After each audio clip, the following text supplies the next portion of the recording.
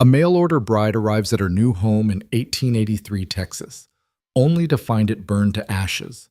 No husband waiting, no roof, just ruins and a scarred stranger who tells her to leave. But Evelyn Hart didn't travel 1,000 miles to turn back now. She came with a trunk full of secrets, enough money to rebuild 10 homesteads, and a lie that could destroy everything. What happens when pride collides with hidden wealth?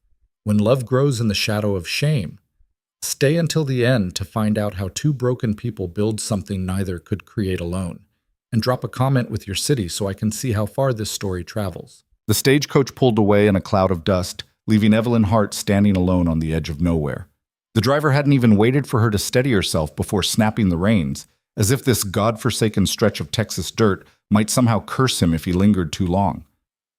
She watched the coach shrink into the horizon, swallowed by heat shimmer and distance, until there was nothing left but silence, the kind that pressed against your eardrums and made you aware of your own heartbeat. Evelyn turned toward what was supposed to be her future. Her breath caught. Where a homestead should have stood, where Caleb Rourke's careful letters had described a modest cabin with a wraparound porch and a kitchen garden already planted, there was nothing but devastation. 3 walls stood like broken teeth against the sky, blackened timber frames jutting at odd angles. The 4th wall had collapsed entirely, leaving a scatter of charred boards across scorched earth. A stone chimney rose from the wreckage like a tombstone, its mortar cracked and smoke-stained, marking the grave of something that had once been whole. The barn still stood, some 50 yards distant, weathered but intact, its door hanging crooked on iron hinges. Beyond it, fencing stretched toward empty pasture land, and further still, a windmill turned lazy circles against the pale sky, its metal blades singing a lonesome creak and groan song that seemed to be the only living thing for miles. Evelyn's hands tightened on the handle of her leather trunk. 26 years old, dressed in a modest gray traveling dress that had already collected its share of dust, she looked like 100 other women who'd come west seeking something better. But the weight in that trunk, both literal and figurative, would have surprised anyone who took her for just another desperate soul fleeing a hard life back east. She was desperate in her own way, just not for the reasons people assumed. A movement caught her eye. On one of the fallen beams that had once supported the roof, a man sat with his back to her, shoulders hunched, staring out at nothing. He didn't turn at the sound of the departing coach, didn't acknowledge her presence at all. He simply sat there, still as stone, as if he'd been carved from the same charred wood that surrounded him. "Mr. Rourke?" Evelyn's voice came out steadier than she felt. The man's shoulders stiffened. For a long moment, he didn't move. Then slowly, so slowly it seemed to cost him something, he turned his head. Evelyn had seen hard men before. Philadelphia had plenty of them, dock workers with scarred knuckles, factory foremen with faces etched by years of smoke and sweat, war veterans who carried their battles in their eyes. But Caleb Rourke was something different. The left side of his face bore the puckered, shiny scars of old burns, stretching from his temple down to his jaw in patterns that looked like melted wax. His right hand, which he'd been resting on his knee, showed similar damage, the skin tight and discolored, the fingers slightly curled. He was tall. That much was clear even sitting down, lean in the way of men who worked themselves to exhaustion and forgot to eat. His hair was dark brown, shot through with premature gray at the temples, and badly in need of cutting. His eyes, though, those were what held her, dark blue, sharp as broken glass, and filled with something that looked like barely controlled fury. "You shouldn't be here." His voice was rough, like gravel scraped over iron. Not unkind exactly, but blunt as a hammer. Evelyn set her trunk down in the dust. "I received your letter 4 months ago. You asked for a wife willing to work hard and build a life in Texas. I answered. The arrangements were made." "That letter was written before, he gestured sharply at the ruins. "Before all this." "When did it happen?" 6 weeks ago." He stood up, and she'd been right. He was tall, well over 6 feet, with the kind of build that came from years of manual labor. "Lightning strike, dry season. The whole thing went up in less than an hour." He wiped his damaged hand on his trousers, a gesture that seemed unconscious. "I wrote to tell you not to come." Must not have reached you in time.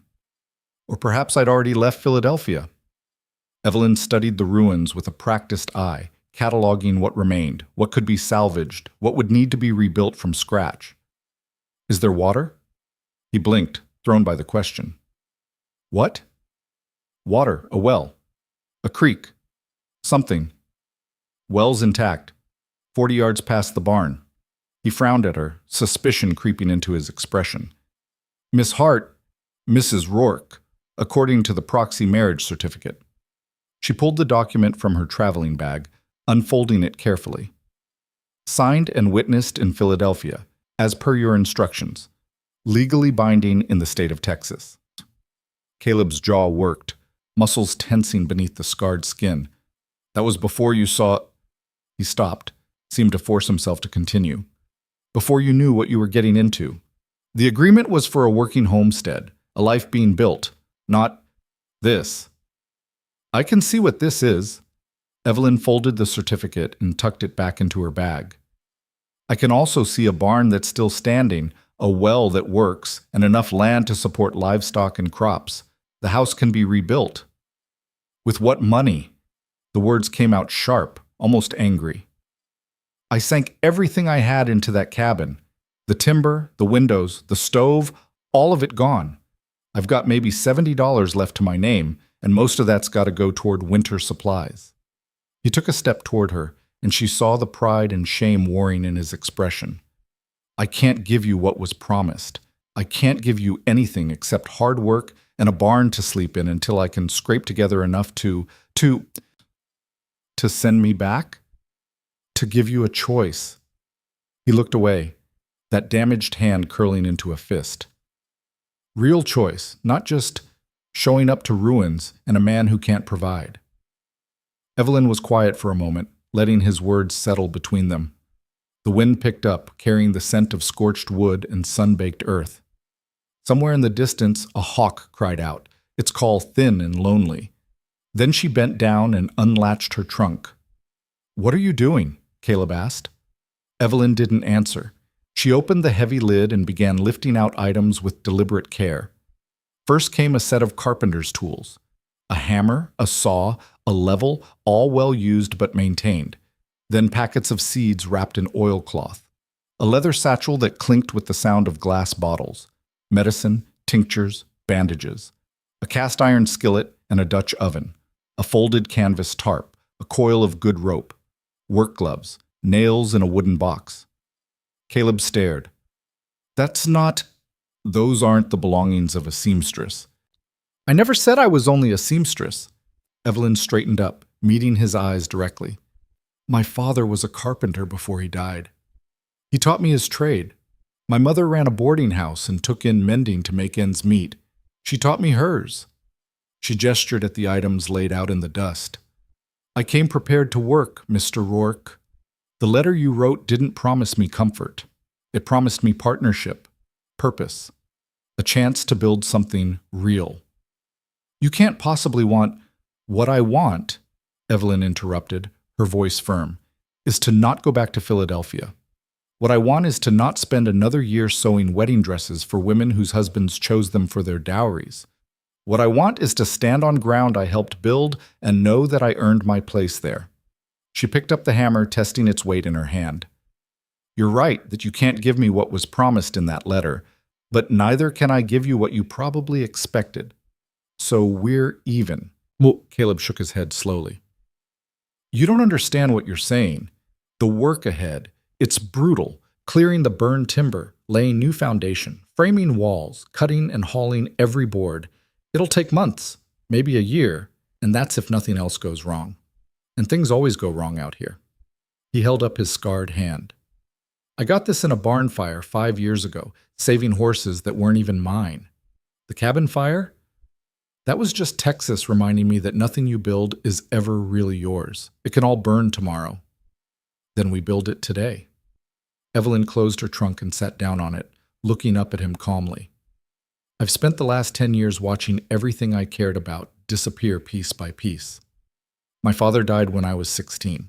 My mother followed 3 years later. The boarding house went to debts. I've been living in a single room above a tailor's shop, sewing until my fingers bled, saving every penny and waiting for—" She paused, choosing her words carefully. "Waiting for a reason to start over somewhere no one knew me. Your letter gave me that reason. You're running from something." It wasn't a question.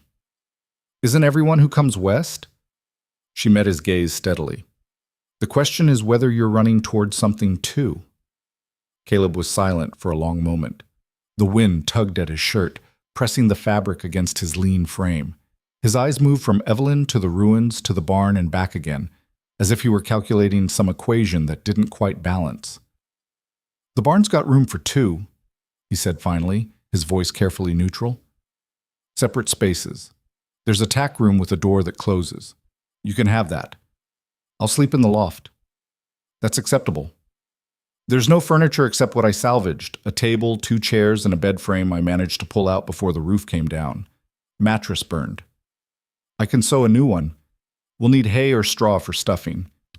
He almost smiled at that. Almost. "You plan everything, don't you?" "Someone has to." Evelyn stood up, brushing dust from her skirts. "When's the last time you ate a real meal?" The question seemed to catch him off guard. Yesterday. Beans. Some jerky." "Jerky's not a meal. It's survival." She looked toward the barn. "Is there a fire pit? Somewhere I can cook?" "Outside the barn. I've been using it for—" He stopped himself. "Yeah, there's a fire pit." "Good. Then here's what we're going to do today. You're going to show me where everything is, the well, the pasture, the property boundaries. I'm going to make a proper meal while you do that, and then we're going to sit down and figure out what needs to happen first." She picked up her trunk, struggling slightly with the weight, and Caleb instinctively stepped forward to help. Their hands brushed on the handle, and he jerked back as if burned. "I can carry my own trunk," Evelyn said quietly. "I wasn't suggesting you couldn't." His voice was stiff.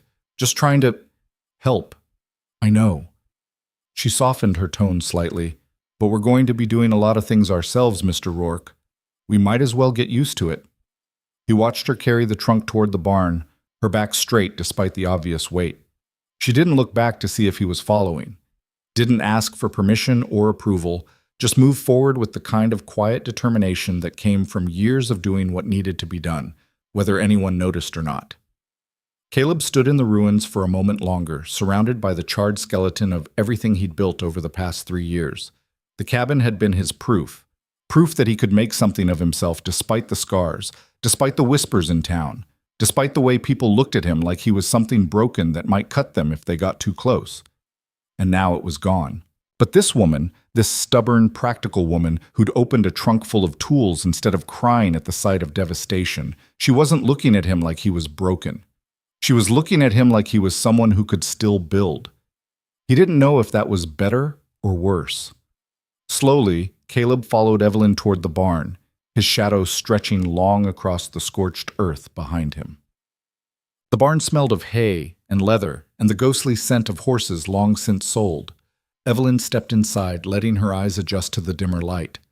The structure was simple but solid, thick posts supporting a hayloft above, stalls lining one side, and a tack room built into the back corner with actual walls and a door. The floor was packed earth, swept clean, and the whole space had the feeling of something carefully maintained. "You built this yourself?" she asked. Caleb nodded, leaning against the doorframe. "First thing I did when I claimed the land. Figured I could live rough for a while, but the animals needed shelter. Bought 2 horses and some chickens." He paused. "Had to sell the horses after the fire to buy lumber. Chickens wandered off or got taken by coyotes." Evelyn walked the length of the barn, examining the joinery, the way the beams fit together, the care taken in every detail. "This is good work, better than good. Learned from my uncle in Missouri. He was a builder before the war." Caleb's voice held a note of something that might have been pride, though he tried to bury it. "Said I had a feel for it, for making things that lasted." He was right. Evelyn set her trunk down in the tack room. It was small, maybe 8 feet by 10, but it had a window, a hook for a lantern, and wooden pegs on the wall for hanging things. Someone had swept it recently. "This will do nicely." "There's a—" Caleb cleared his throat. There's a chamber pot in the corner. I'll empty it every morning before you wake. For other needs, there's an outhouse about 30 yards south. I keep it clean. The formality in his voice, the careful way he avoided looking directly at her. Evelyn recognized it. This was a man who'd taught himself to keep distance, to not impose, to make himself as small and unobtrusive as possible despite his size. The scars had done that to him, she suspected. People had taught him that he was something to be tolerated at best, avoided at worst. "Thank you," she said simply. "I'll need to unpack, but first let's address the immediate concerns: food, water, basic supplies." She turned to face him. "How much flour do you have?" "Maybe 20 pounds. Salt? Sugar? Coffee?" "Salt's running low. No sugar. Coffee's long gone." "Lard? Bacon? Any preserved meat besides jerky?" He shook his head. "I've been keeping it simple. Wasn't worth cooking for just me." Evelyn made a mental list, already calculating what she could make with limited supplies versus what they'd need to acquire. "All right. Here's what we'll do today. You show me where the well is and how to work the pump. Then I want to see the property, all of it, boundaries, structures, anything that's usable. While we do that, you can tell me about the neighbors, the nearest town, and how people conduct business around here." She paused. "And tonight, we'll have a real meal. Even if it's just beans and cornbread, we'll sit down at a table and eat it properly." "Why?" The question came out rougher than he probably intended. "Because we're not animals, Mr. Rourke, and we're not strangers passing in the night. We're—" She hesitated, then pressed forward. "We're married, according to the law, partners, according to your letter. That means we break bread together. That means we talk about the work ahead. That means we figure out how to live in the same space without—" She trailed off, unsure how to finish. "Without hating each other?" Caleb offered, and there was something almost like humor in his voice. "That would be preferable, yes." This time he did smile, brief and small, barely a quirk at the corner of his mouth, but real. "All right, Mrs. Rourke, let's go see what you've gotten yourself into." They walked the property as the afternoon sun began its slow descent toward the western horizon. Caleb showed her the well first, a solid stone structure with a good pump that brought up clear, cold water from deep underground. Evelyn tested it herself, working the handle until water gushed into the wooden bucket, then tasted it carefully. "Sweet," she noted. "No mineral taste. That's good. Drilled it myself the first summer, 40 feet down before I hit the aquifer." There was quiet pride in his voice again, the kind he didn't seem to know he was revealing. "Best decision I made. Some of the neighbors haul water from the creek 2 miles south. They lose livestock every summer when it runs dry." They walked the fence line next, nearly 100 acres, Caleb explained, though only about 20 were cleared and usable for crops or grazing. The rest was scrubland, good for nothing but collecting rattlesnakes and providing sparse forage for wild animals. He'd cleared the 20 acres himself over 3 years, pulling stumps and rocks until his hands bled, building the fence post by post. "You did all this alone?" Evelyn asked, looking at the neat rows of posts stretching into the distance. "Mostly. Had some help from the Hendersons, neighbors to the west. They came out for a barn raising when I got the frame up, and I've returned the favor when they needed an extra hand." He kicked at a loose stone. "Good people. They came by after the fire with food and offers to help rebuild. I told them I didn't need charity. That was foolish." He looked at her sharply. "I don't take handouts." "It's not a handout if you give back," Evelyn said calmly. "That's how communities work. They help you. You help them. It's trade, not charity.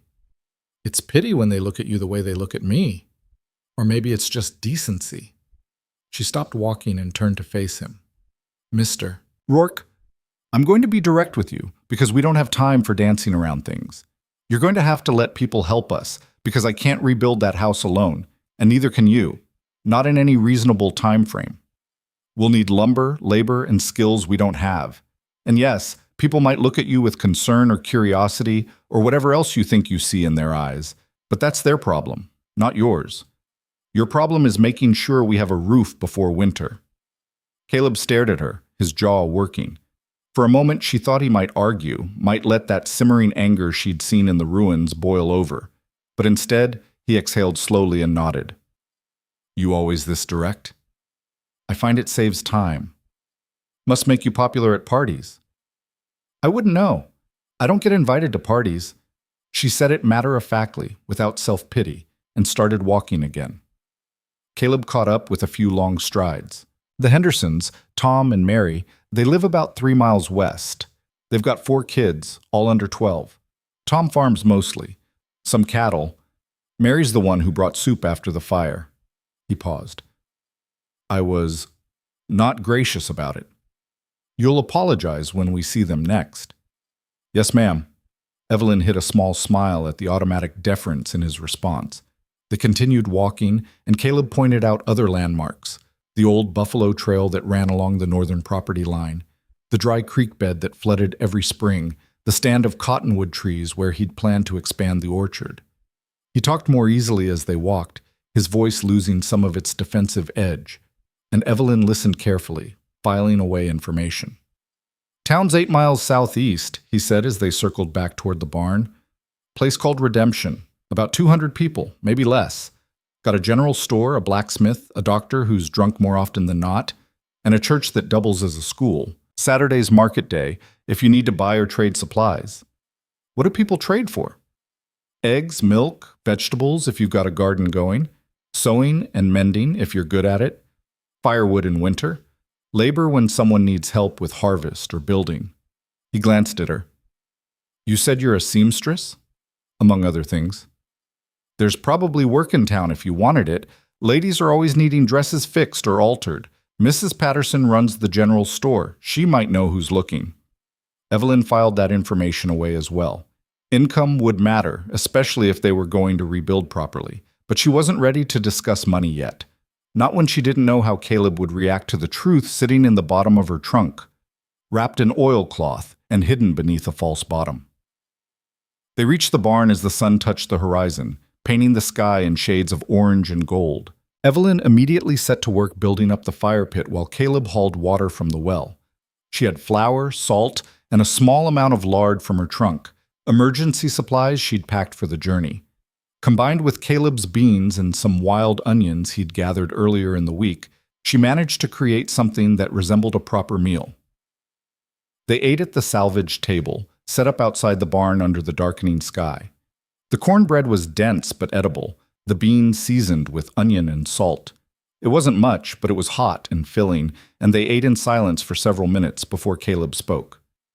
You're a good cook. I'm an adequate cook with poor ingredients, Evelyn corrected. Give me a proper kitchen and real supplies, and I'll show you what I can do. We'll get there. He said it quietly, like a promise he wasn't sure he could keep. Evelyn set down her spoon and looked at him across the table. In the fading light, the scars on his face were less visible, smoothed by shadows. He looked younger than she'd first thought, maybe 32 or 33, though hard living had added years to his features. We need to talk about the rebuilding, she said. I know. And we need to be honest about resources. Time, money, labor, all of it. Caleb's shoulders tensed, but he nodded. I've got $73 in actual currency. Another 20 or so in credit at the general store, though I've been trying not to use it. I can do most of the carpentry work myself, but we'll need to buy lumber, nails, windows, roofing materials. Even buying cheap, we're looking at $200 minimum, and that's for a basic structure. What about the neighbors? You said they offered to help. Tom Henderson's good with stonework. He could help with a new foundation or a fireplace. Mary's brother runs the sawmill in town, might give us a discount on lumber. He paused. But I can't ask them to work for free. It's not right. Then we offer trade. You help with their next building project, also for the family. We'll share vegetables from the garden once it's producing. Evelyn ticked off options on her fingers. That's not charity. That's community. You make it sound simple. It is simple. It's just not easy. She stood up and began clearing the dishes.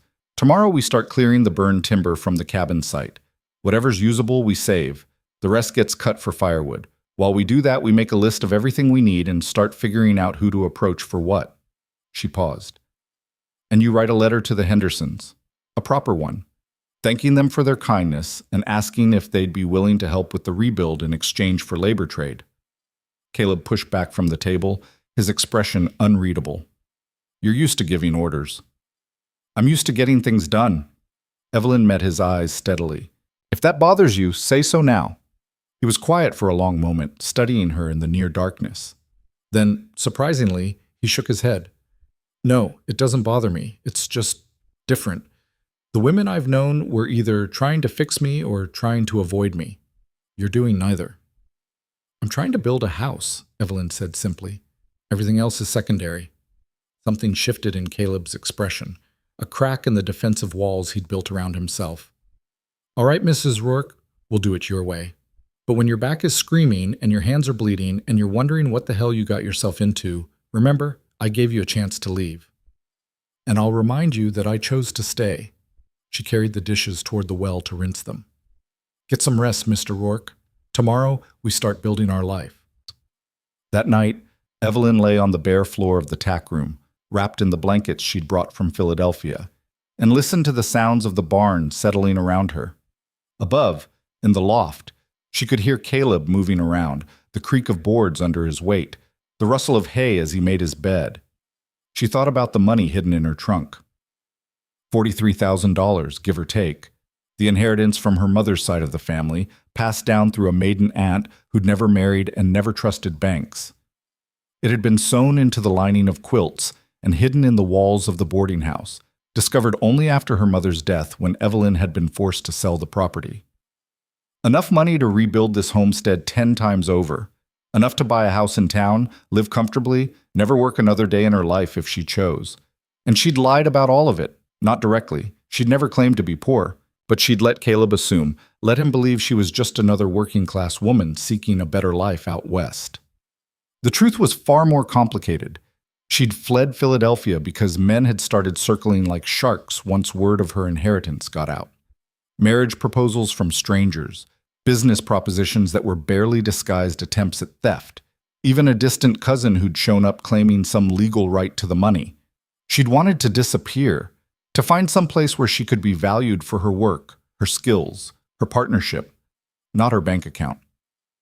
But now, lying in the dark and listening to Caleb's quiet movements above, she felt the weight of the lie pressing down on her chest like a stone. He was talking about scraping together $70. She had enough money to solve every problem they faced. And she couldn't tell him.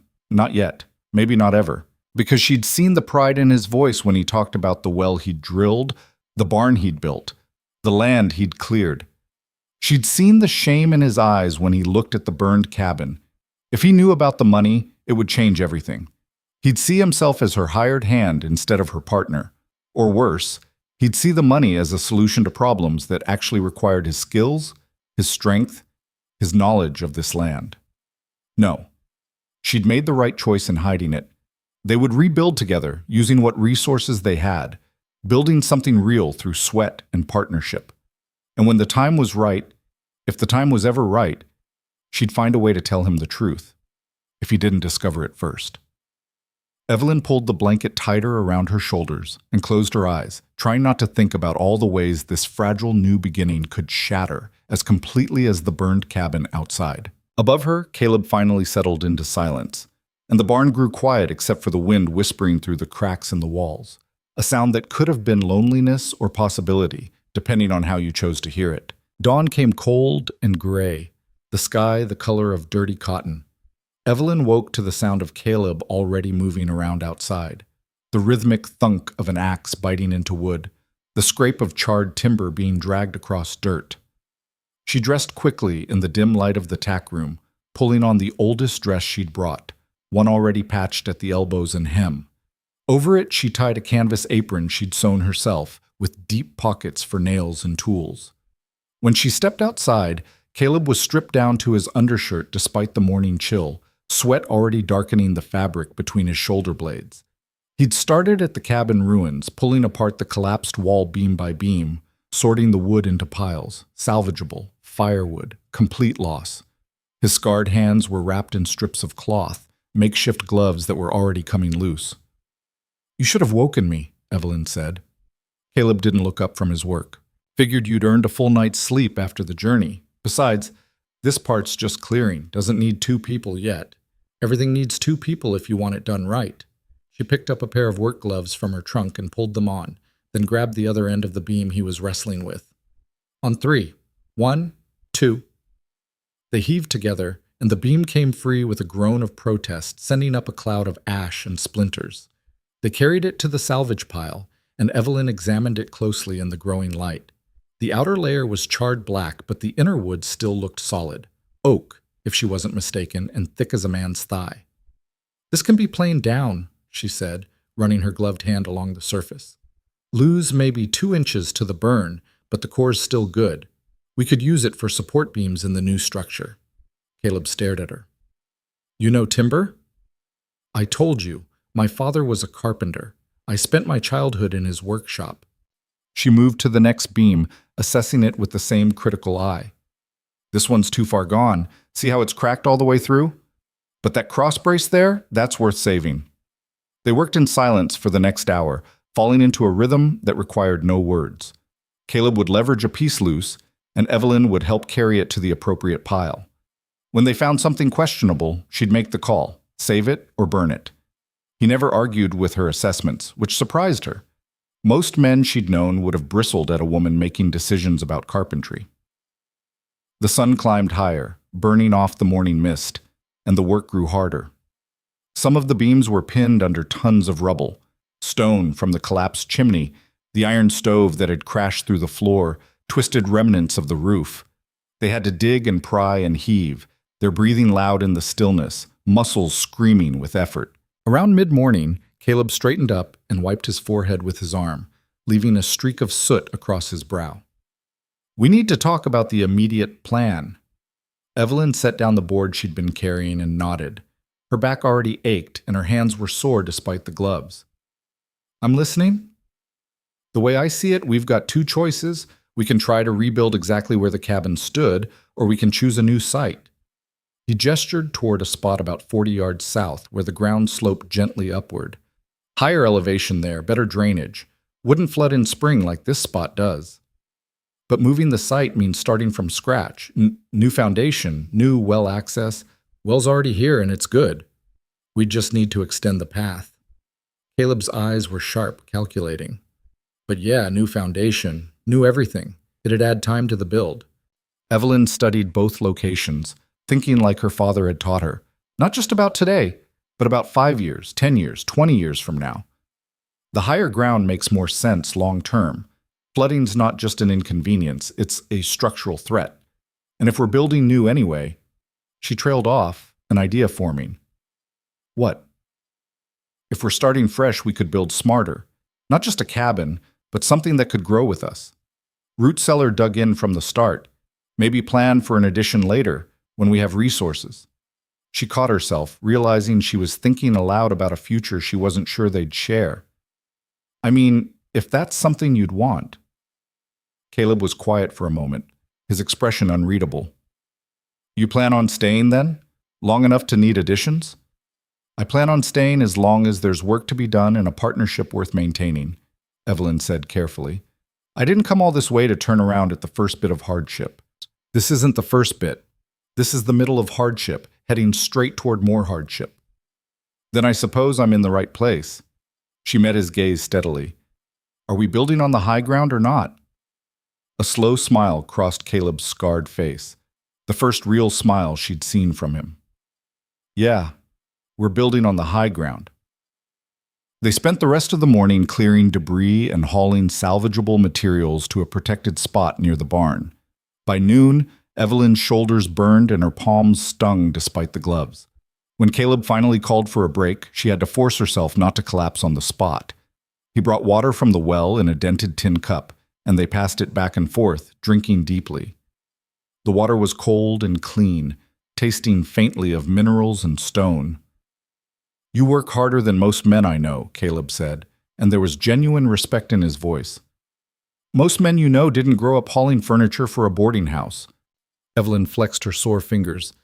"My mother used to say idle hands were the devil's playthings. She kept mine busy from dawn to dark. Sounds like a hard woman." "She was practical. There's a difference." Evelyn took another drink and handed the cup back. "What about your family? You mentioned an uncle in Missouri." Caleb's expression shuddered slightly. "Dead. Killed at Wilson's Creek in '61. My father died of fever the winter after. Mother followed a year later. I was 16. He stared into the cup. I worked other people's land for 12 years before I saved enough to claim my own out here. 3 years building it up, and then, he gestured at the ruins, and then you wrote a letter asking for a wife. And then I wrote a letter asking for a partner, he corrected. I was clear about that in the advertisement. Seeking a woman willing to work, not a woman seeking to be kept. I didn't want... He stopped himself. Didn't want what? Didn't want someone who'd look at me and see a charity case, or worse, a monster to be pitied. His jaw tightened. The scars tend to bring out one or the other in people. Evelyn considered this, choosing her words with care. I see a man who pulled a burning beam off a bed frame to save it, who built a barn solid enough to last decades, who drilled a well 40 feet deep with his own hands. She paused. The scars are just part of the landscape, like everything else out here, present, but not the whole story. Caleb looked at her with something like wonder. You mean that? I don't say things I don't mean. It wastes everyone's time. He laughed, a short, surprised bark of sound that seemed to startle him as much as her. You're a strange woman, Mrs. Rourke. And you're a stubborn man, Mr. Rourke. I suppose that makes us well matched. She stood up, her muscles protesting. Come on, we've got hours of daylight left, and those beams won't clear themselves. They worked through the afternoon, and by sunset they'd cleared enough space to see the full outline of where the old cabin had stood. The stone chimney still rose from the wreckage, and Caleb walked around it slowly, examining the mortar with a critical eye. Stone's still good, he said. If we're careful, we could salvage most of it for the new fireplace. Save us the cost of quarrying new. How long would it take to dismantle? A week, maybe less if we're systematic about it. He ran his hand over the smoke-blackened stones. My uncle taught me masonry, too. Said a man who could work stone and wood could always find employment. Smart uncle. He was. Caleb's voice went soft. Used to tell me that buildings were the only honest thing a man could make. You can lie with words, he'd say, but you can't lie with a wall. It either stands or it doesn't. Evelyn felt a pang of guilt at those words, thinking about the money hidden in her trunk. But she pushed it down, focusing instead on the work ahead. Then we'll build walls that stand. That evening, Evelyn cooked a better meal. She'd found wild greens growing near the creek bed, and combined with the last of the beans and some flour, she managed to create something that resembled a proper stew. They ate outside again, the sky turning pink and orange above them. Tomorrow, Caleb said, sopping up the last of the stew with a piece of cornbread, we should ride into town. Let folks know you've arrived and start getting a sense of what supplies are available. Saturday's market day, but the general store's open most days. I thought you said town was 8 miles. It is. But I've got one horse left, sold the others after the fire, but kept Smoke. He's old but steady. Can carry us both if we don't push him hard.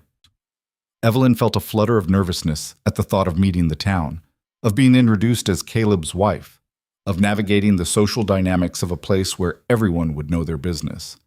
What should I expect? Curiosity, mostly. Questions. Some of the women will want to inspect you, see what kind of fool would marry a scarred-up homesteader sight unseen.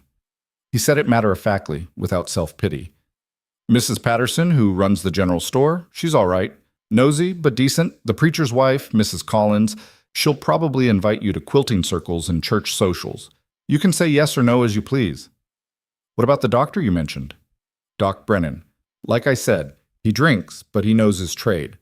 Probably the best surgeon between here and San Antonio, when he's sober. Caleb set his empty bowl down. Why? Just curious about the town's resources. What's available, what's not. She didn't mention that she'd brought medical supplies of her own, or that her mother had taught her basic nursing, how to set bones, dress wounds, recognize the signs of infection. Some information was worth holding back until it was needed. They cleaned up together, falling into an easy routine. Caleb washing the dishes in a basin of water while Evelyn dried them with a cloth. It was domestic and strange, this partnership forming between two people who barely knew each other. Yet there was a comfort in it too, in the simple rhythm of shared work. That night, before retreating to the tack room, Evelyn pulled out paper and a pencil from her trunk and began making lists by lamplight. Materials needed, task to complete, resources to acquire. She organized her thoughts the way her father had taught her, break the impossible into manageable pieces, then tackle each piece systematically. The money sat heavy in her mind. With it, she could buy everything on her list tomorrow. Lumber, nails, windows, proper tools, hired help. They could have a house built in a month instead of 6 months or a year. But Caleb's words echoed in her head. I don't take handouts. And worse, his uncle's philosophy. You can't lie with a wall. It either stands or it doesn't. She was lying. Not with walls, but with silence. And every day she didn't tell him about the money, the lie grew bigger, more structural, more foundational to everything they were building together. Evelyn set down her pencil and pressed her palms against her eyes, feeling the weight of the secret like a physical thing in her chest. Tomorrow, they'd go to town.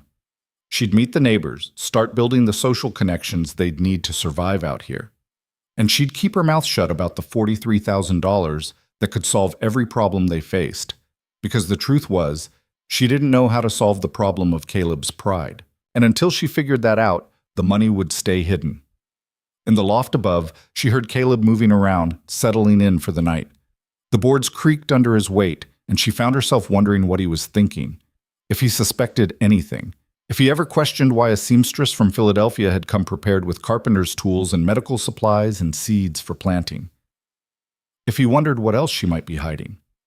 The lamp flickered, and Evelyn blew it out, plunging the tack room into darkness. Tomorrow would bring new challenges. Tonight, she needed rest. But sleep came slowly, and when it finally arrived, it brought dreams of walls that wouldn't stand and foundations built on secrets that crumbled to dust at the slightest touch. The ride into town the next morning was an education in survival.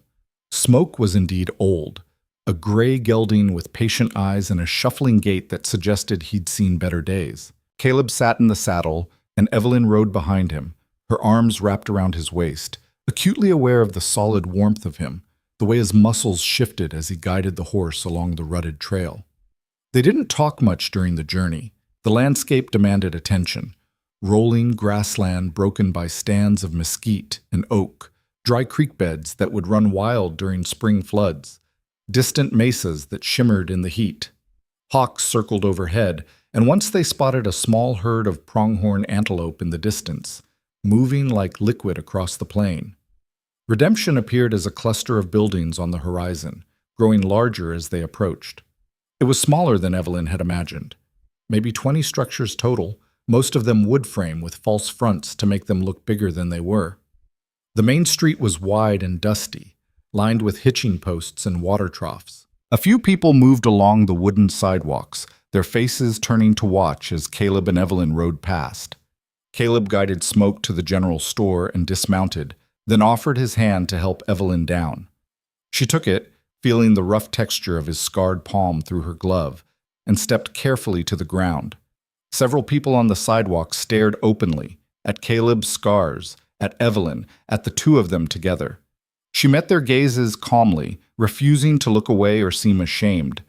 The general store was a jumble of goods, barrels of flour and sugar, bolts of fabric, tools hanging from the ceiling, jars of preserves lining rough-hewn shelves. Behind the counter stood a woman in her 50s, round-faced and sharp-eyed, wearing a calico dress and a white apron. "Caleb Rourke," she said, her voice carrying across the store. "Heard you were still out at that burned-up homestead. Also heard you might have sent for a wife, though I told Martha Henderson that was probably just gossip." "It wasn't gossip, Mrs. Patterson." Caleb's voice was carefully neutral. "This is Evelyn Hart. Evelyn Rourke now. My wife. Evelyn, this is Constance Patterson. She runs the store with her husband, Harold." Mrs. Patterson's eyes went wide, then narrowed as she studied Evelyn from head to toe. "Well, you're real, I'll give you that. Though what possessed a young woman to marry into a burned-out homestead is beyond my comprehension." "I came for the partnership, not the house," Evelyn said evenly. "Houses can be rebuilt." "Can they now? And with what money, if you don't mind my asking? Because Caleb here's been running on credit for the past month, and Harold's getting nervous about extending more." Caleb's shoulders tensed, and Evelyn saw shame flash across his face. She stepped forward slightly, putting herself between him and Mrs. Patterson's sharp gaze. "We'll be paying down the account as soon as we're able," Evelyn said. "In the meantime, we're not here to ask for more credit. We're here to see what work might be available in town. I'm a skilled seamstress, and I understand there might be need for that kind of service." Mrs. Patterson's expression softened slightly. "You any good?" "I made this dress." Evelyn gestured at her traveling outfit, which despite days of wear still showed quality construction. "I can do alterations, repairs, custom work, whatever's needed." Mrs. Patterson came around the counter, examining the dress more closely. She pinched the fabric between her fingers, studied the seams, tested a button. "Not bad. Not bad at all. Martha Henderson's daughter is getting married in 2 months. They've been looking for someone to make the wedding dress. And Mrs. Collins, the preacher's wife, she's always needing help with her sewing projects." Straightened up. "I could put the word out, if you're serious about working." "I'm serious." "And you'd charge fair prices? Not try to gouge folks just because you're new in town?" "I'd charge what the work is worth. No more, no less." Mrs. Patterson studied her for another long moment, then nodded. "All right, I'll spread the word. Come back Saturday for market day, and I'll introduce you around." She glanced at Caleb. "How's the rebuilding coming?" "Slow." Caleb's voice was tight, "but we're making progress. Tom Henderson stopped by yesterday, said he'd offered to help, and you turned him down." "I didn't turn him down. I just—" Caleb stopped, seemed to recalibrate. "I told him I wasn't ready for help yet, still clearing the site." "Pride's a fool's luxury, Caleb Rourke." Mrs. Patterson crossed her arms. "You've got a wife now. That changes things. You can't afford to refuse help when it's freely offered." Evelyn saw Caleb's jaw clench, saw him struggling with the words. She intervened quietly. "We're planning to accept help, Mrs. Patterson. But we wanted to have a clear plan first. Know exactly what we need and what we can offer in return. We'll be calling on the Hendersons soon. See that you do." Mrs. Patterson turned back to Evelyn. "You seem like you've got a good head on your shoulders. Don't let this stubborn fool's pride make your life harder than it needs to be." "I'll keep that in mind." They left the store a few minutes later with a small package of supplies: thread, needles, a piece of fabric Mrs. Patterson had sold them at cost, and stepped back into the bright sunlight. Caleb was silent, his face set in hard lines, and Evelyn could feel the tension radiating off him. "She meant well," Evelyn said quietly as they walked toward where smoke was tied. "She meant to shame me in front of my wife." Caleb's voice was low and bitter. "Make sure you knew what kind of man you'd married, one who can't even pay his bills." She meant to help, in her own blunt way, and she succeeded. "I now have potential work lined up." Evelyn stopped walking and turned to face him. "Mr. Rourke, if we're going to survive this, you need to learn the difference between shame and practical reality. Yes, you have debt. Yes, you need help. Those are facts, not judgments on your character." "Easy for you to say. You're not the one who—" He stopped himself, breathing hard.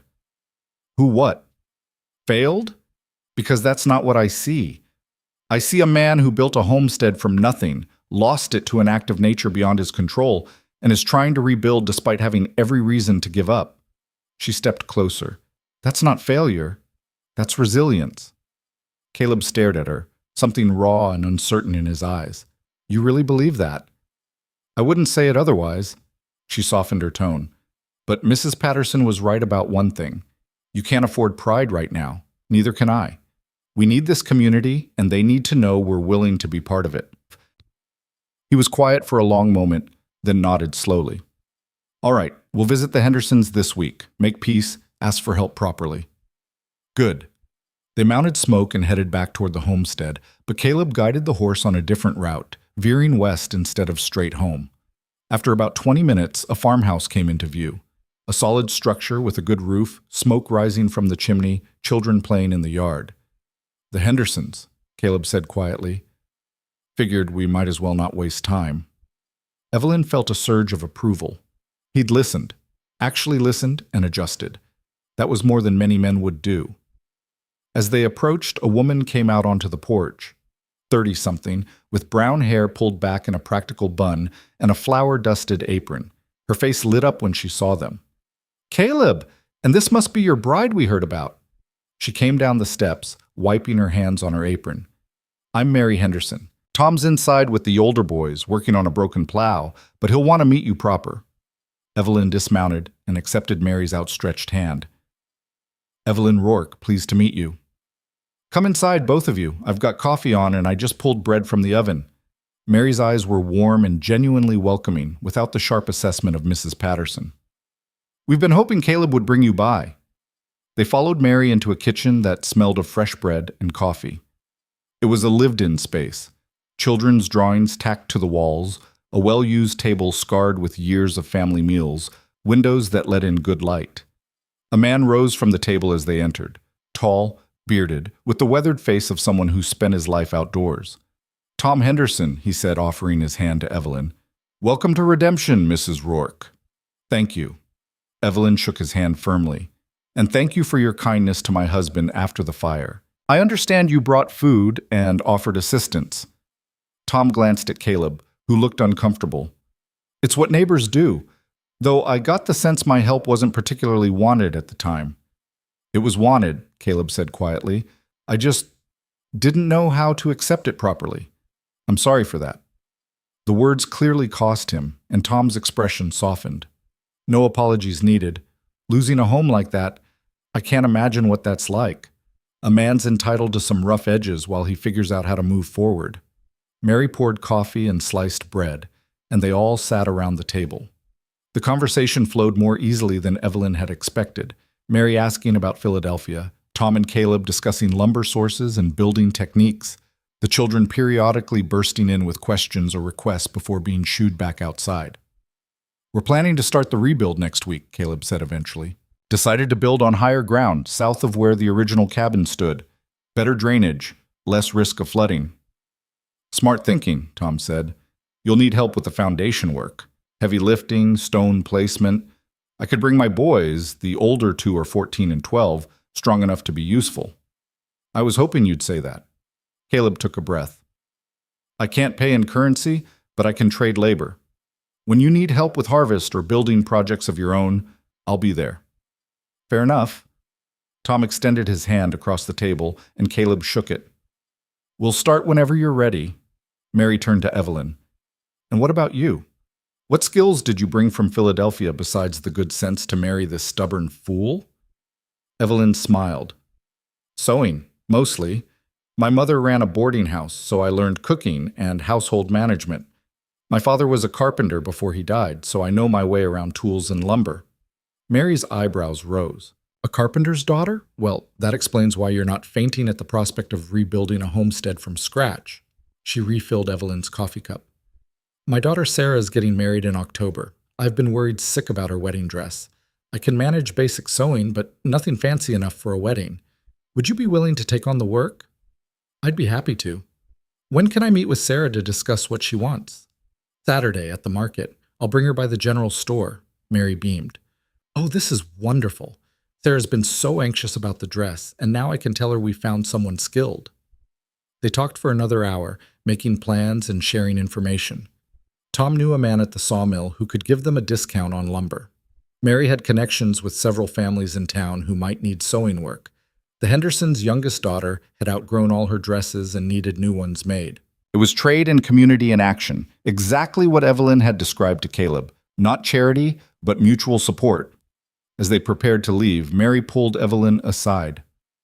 I'm glad Caleb found you, she said quietly. He's had a hard time of it, between the scars and people's cruel whispers. He needed someone who could see past all that to the good man underneath. I see a partner, Evelyn said simply. That's all I need to see. Mary squeezed her hand. You're going to do just fine here. The ride back to the homestead was quiet, but it was a different kind of silence than before. Comfortable, contemplative. When they finally arrived, the sun was setting, painting the ruins and the barn in shades of amber and gold. Caleb helped Evelyn down from the horse, his hands lingering on her waist for just a moment longer than necessary. Thank you, he said. For what? For pushing me to do the right thing. He struggled with the words. For not making me feel small when I was acting like a stubborn ass. We're partners, Mr. Rourke. Partners call each other on their nonsense. She smiled slightly. Though I appreciate you calling yourself out this time. Saves me the effort." He laughed, that same surprised sound she'd heard before, as if laughter was something he'd forgotten how to do and was just relearning. "Come on, let's get some food in us before we both collapse." That night, as Evelyn lay in the tack room listening to the familiar sounds of the barn settling, she felt something shift inside her. They were building something here. Not just a house, but a life. Connections with neighbors, plans for the future, a partnership that was starting to feel real instead of just legal. And the money in her trunk felt heavier than ever. Because now it wasn't just Caleb's pride at stake. It was the Henderson family's willingness to help, Mary's genuine friendship, the community's investment in their success. If the truth came out that Evelyn could have bought all the lumber and hired all the help and solved every problem with a stroke of a pen, it would change how everyone saw them. They wouldn't be the hard-working couple rebuilding after tragedy. They'd be the rich woman and her charity case husband playing at frontier life. The lie had grown bigger than just the two of them. It had become structural, foundational, weight-bearing, and Evelyn had no idea how to dismantle it without bringing everything crashing down. The weeks that followed settled into a rhythm of bone-deep exhaustion and small victories. Caleb and Tom Henderson spent 3 days dismantling the old chimney stone by stone, numbering each piece with chalk so they could rebuild it exactly. Evelyn worked alongside them when she could, mixing mortar and hauling water, her hands blistering despite the gloves. In the evenings, she sewed by lamplight, Sarah Henderson's wedding dress taking shape in cream-colored silk that Mary had traded for, along with 3 everyday dresses for the younger children. The foundation trenches were dug on a Tuesday, all 4 Henderson men and Caleb working from dawn until the stars came out. Evelyn cooked for them, stretching their meager supplies into stew that somehow fed 7 people, then sat with Mary on overturned buckets while the men talked about load-bearing walls and proper drainage. "You're running low on supplies," Mary observed, watching Evelyn scrape the bottom of the flour barrel the next morning. "We'll manage until Saturday's market." Evelyn kept her voice light, though the truth sat heavy in her chest. They were down to beans, a little cornmeal, and some wild greens she'd foraged. Caleb had sold another tool from his salvaged collection to the blacksmith, getting barely enough to cover their immediate needs. She could end this. One trip to the bank in the nearest large town, a withdrawal of even a fraction of her inheritance, and they'd have food for months. But every time she considered it, she saw Caleb's face when Mrs. Patterson had mentioned his debt. The shame, the way he'd physically recoiled from the words. "Here." Mary pressed a wrapped bundle into Evelyn's hands. "Leftover ham from Sunday, and some preserves Tom's mother made. We've got more than we can use." "Mary, I can't." "You can, and you will. That's what neighbors do." Mary's tone left no room for argument. "Besides, you're making Sarah's dress for half what you should be charging. Consider it fair trade." Evelyn accepted the bundle, throat tight. "Thank you. Thank me by not letting that stubborn husband of yours work himself to death. He was up before dawn again this morning. I saw him from our east field. He was always up before dawn." Evelyn would wake to the sound of him already working, hauling stone or cutting lumber or digging. She'd started getting up earlier herself, making coffee before he could refuse it, bandaging his hands when the rough work split his scars open again. They didn't talk much during these early mornings, just worked side by side in the pre-dawn darkness, their breath forming clouds in the cooling air. On Saturday, Evelyn rode into town alone. Caleb had protested, but she'd insisted. He was needed at the building site, and she could handle the market herself. The truth was, she needed space to breathe, room to think, without the constant weight of his presence reminding her of everything she was hiding. The market was held in the town square, a dusty open space between the general store and the church. Farmers had set up tables displaying produce, eggs, fresh-baked goods.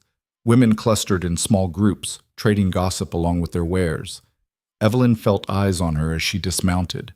The new woman, Caleb Rourke's unexpected wife, still a curiosity. Mrs. Patterson waved her over to a table near the store. "Evelyn, come meet some folks. This is Mrs. Collins, the preacher's wife I mentioned." The woman who stepped forward was perhaps 40, dressed in severe black with her hair pulled back so tightly it seemed to lift her eyebrows. "Mrs. Rourke, I've heard quite a bit about you." "All terrible, I'm sure," Evelyn said with a small smile. Mrs. Collins didn't return it. I heard you're a seamstress. The church auxiliary is making quilts for the orphanage in San Antonio. We meet Thursday afternoons. Your skills would be most welcome.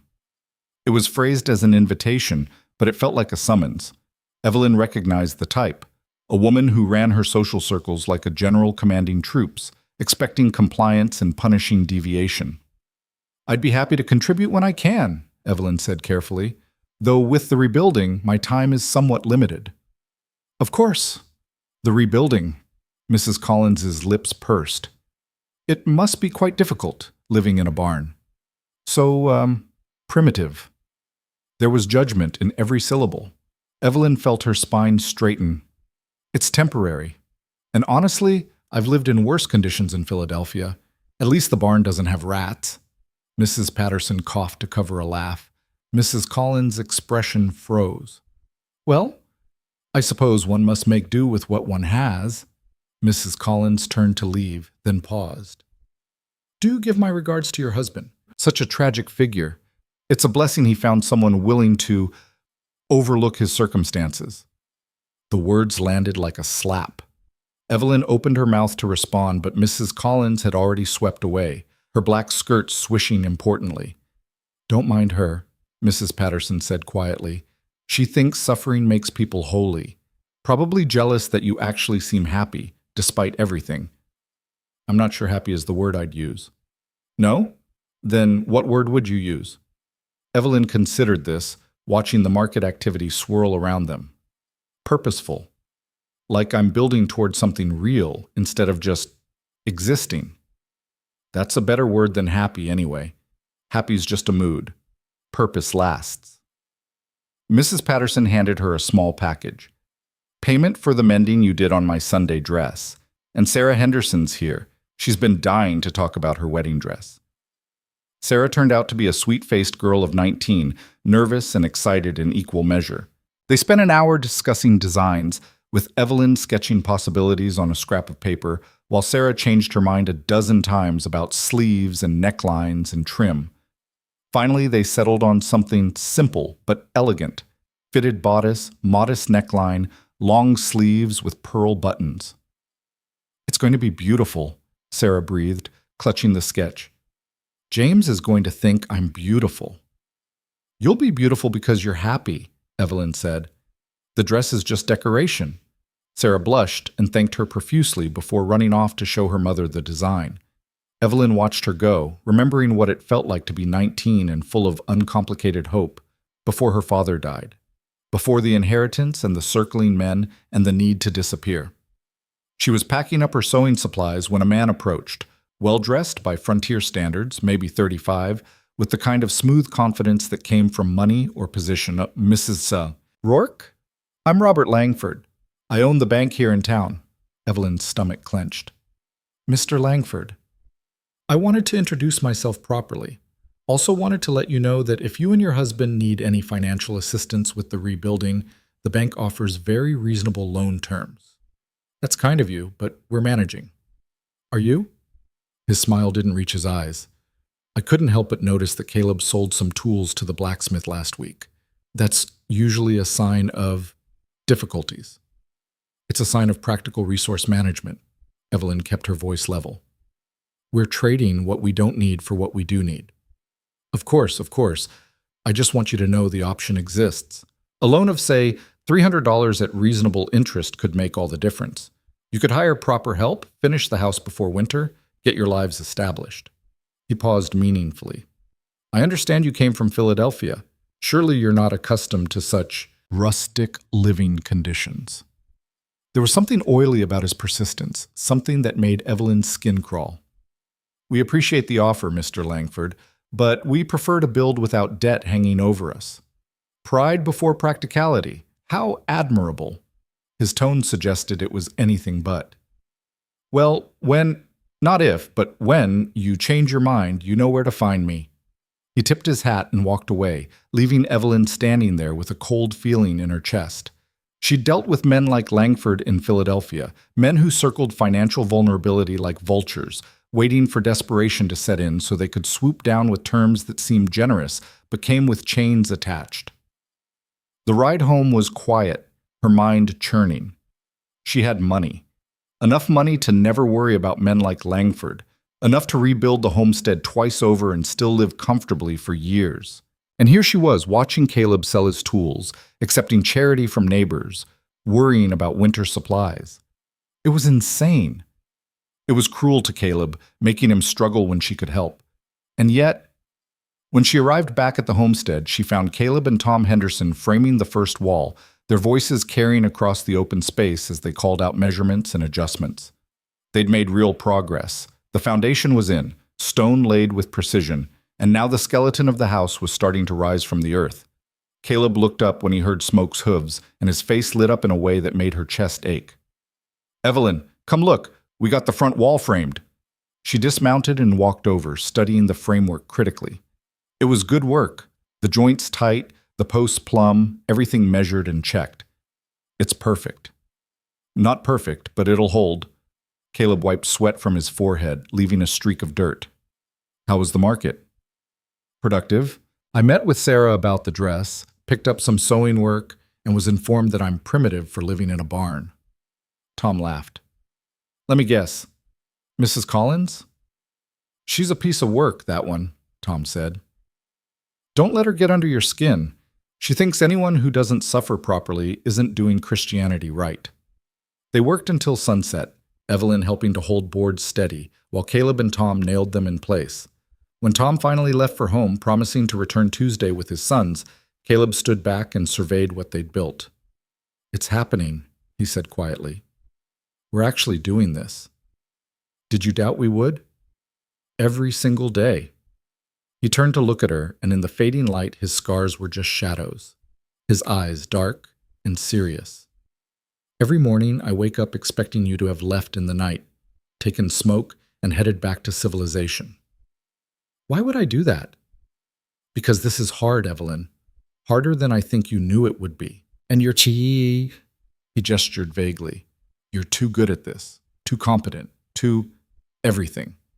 You could be living a comfortable life somewhere, married to a man who could actually provide for you. Instead, you're here, sleeping in a barn, eating beans and wild greens, working until your hands bleed." "So are you."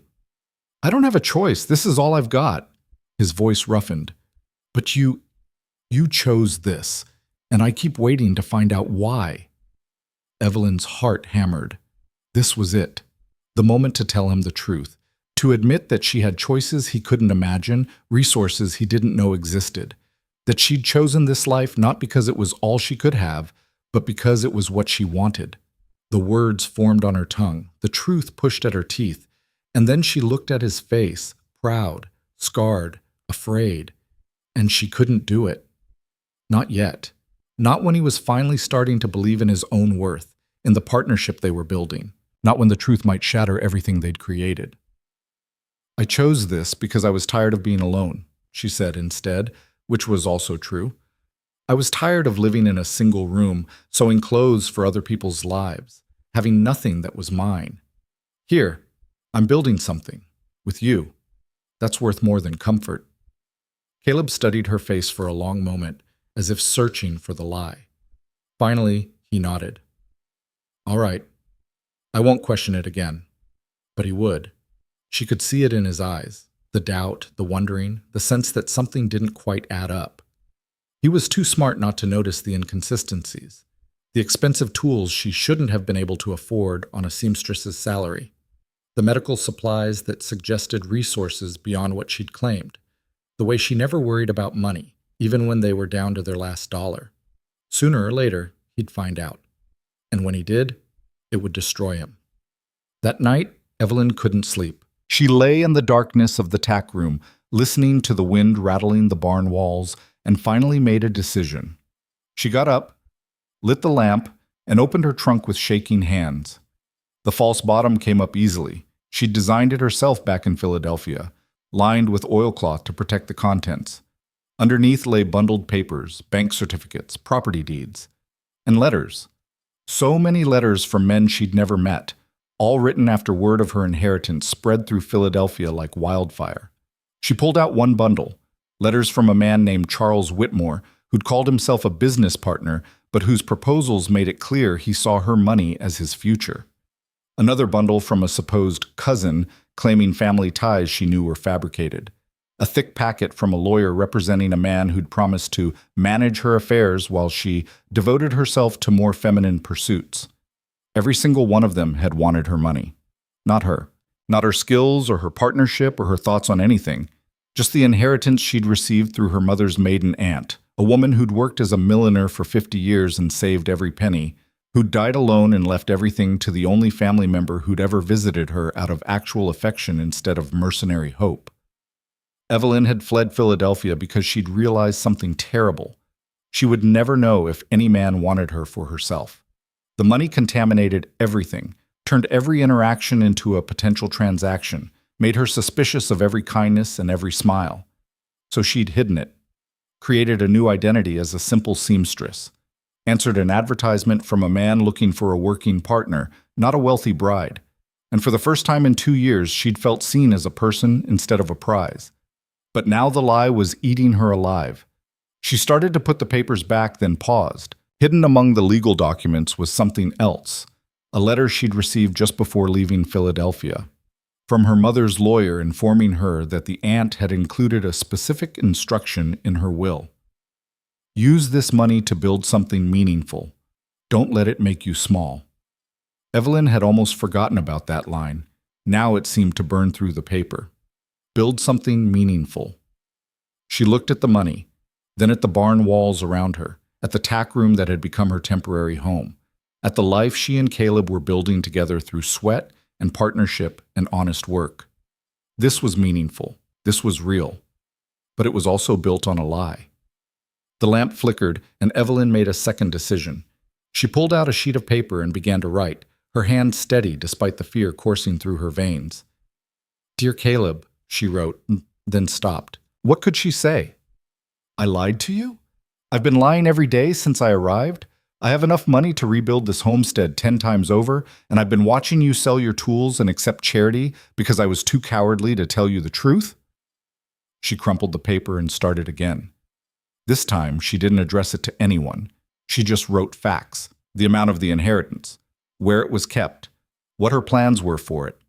A confession without apology because she didn't know how to apologize for something she'd do again under the same circumstances. When she finished, she folded the letter carefully and tucked it into the pocket of her traveling dress, the one nice outfit she'd brought from Philadelphia, hanging on a peg in the corner of the tack room. If something happened to her, if she died or disappeared, Caleb would find it eventually. It wasn't enough, but it was something. She blew out the lamp and lay back down, staring at the darkness of the ceiling. Tomorrow they'd raise the second wall. By the end of the week, the frame would be complete. In a month, maybe less, they'd have a roof, a real home instead of ruins and barn. And someday, somehow, she'd find the courage to tell Caleb the truth. But not yet. Not when everything was still so fragile. Not when one wrong word could shatter the trust they'd built. Outside, a coyote howled in the distance, the sound lonely and wild. Evelyn closed her eyes and tried not to think about how many more nights she could keep this secret before it consumed her completely. The discovery came on a Thursday afternoon, 3 weeks later. Evelyn was in town, meeting with Mrs. Collins about the church quilts despite her better judgment. Caleb was at the building site alone, working on interior framing. He'd offered to wait until Evelyn returned, but she'd insisted he keep working. They were so close to being weathertight, and the first real cold snap was forecast for the following week. He was measuring for window placements when he realized he'd left his pencil in the barn. Cursing his own forgetfulness, he walked back to retrieve it, wiping sawdust from his hands. The barn was dim and quiet, familiar as his own skin after weeks of living there. He went to the workbench they'd set up, rifling through tools and supplies. No pencil. It must be in the tack room.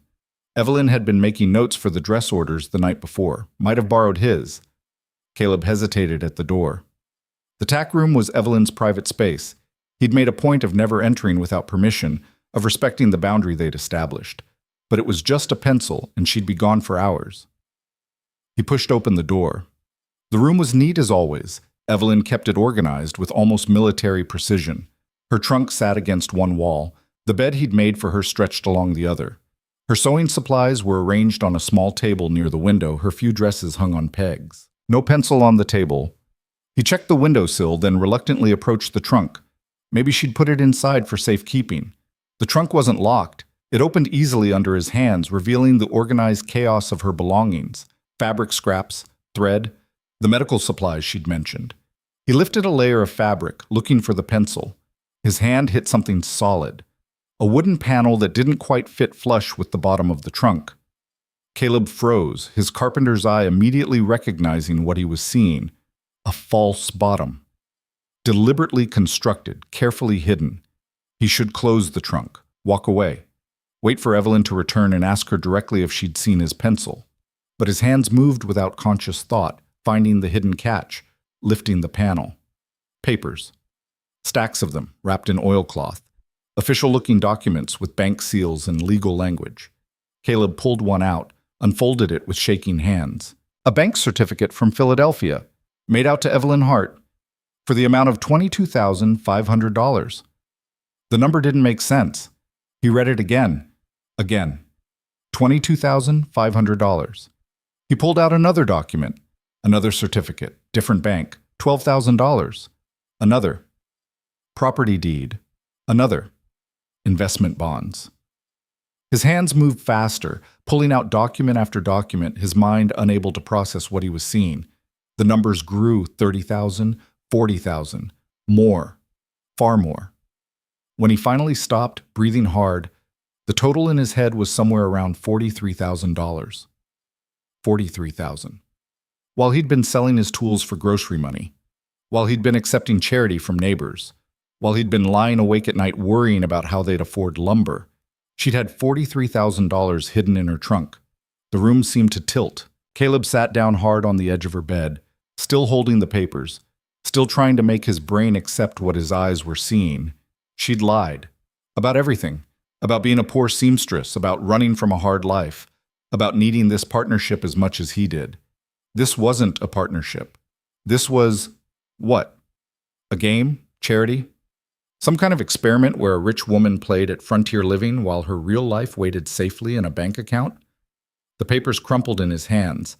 Caleb forced himself to set them down carefully, mechanically folding each document and returning it to its oilcloth wrapping.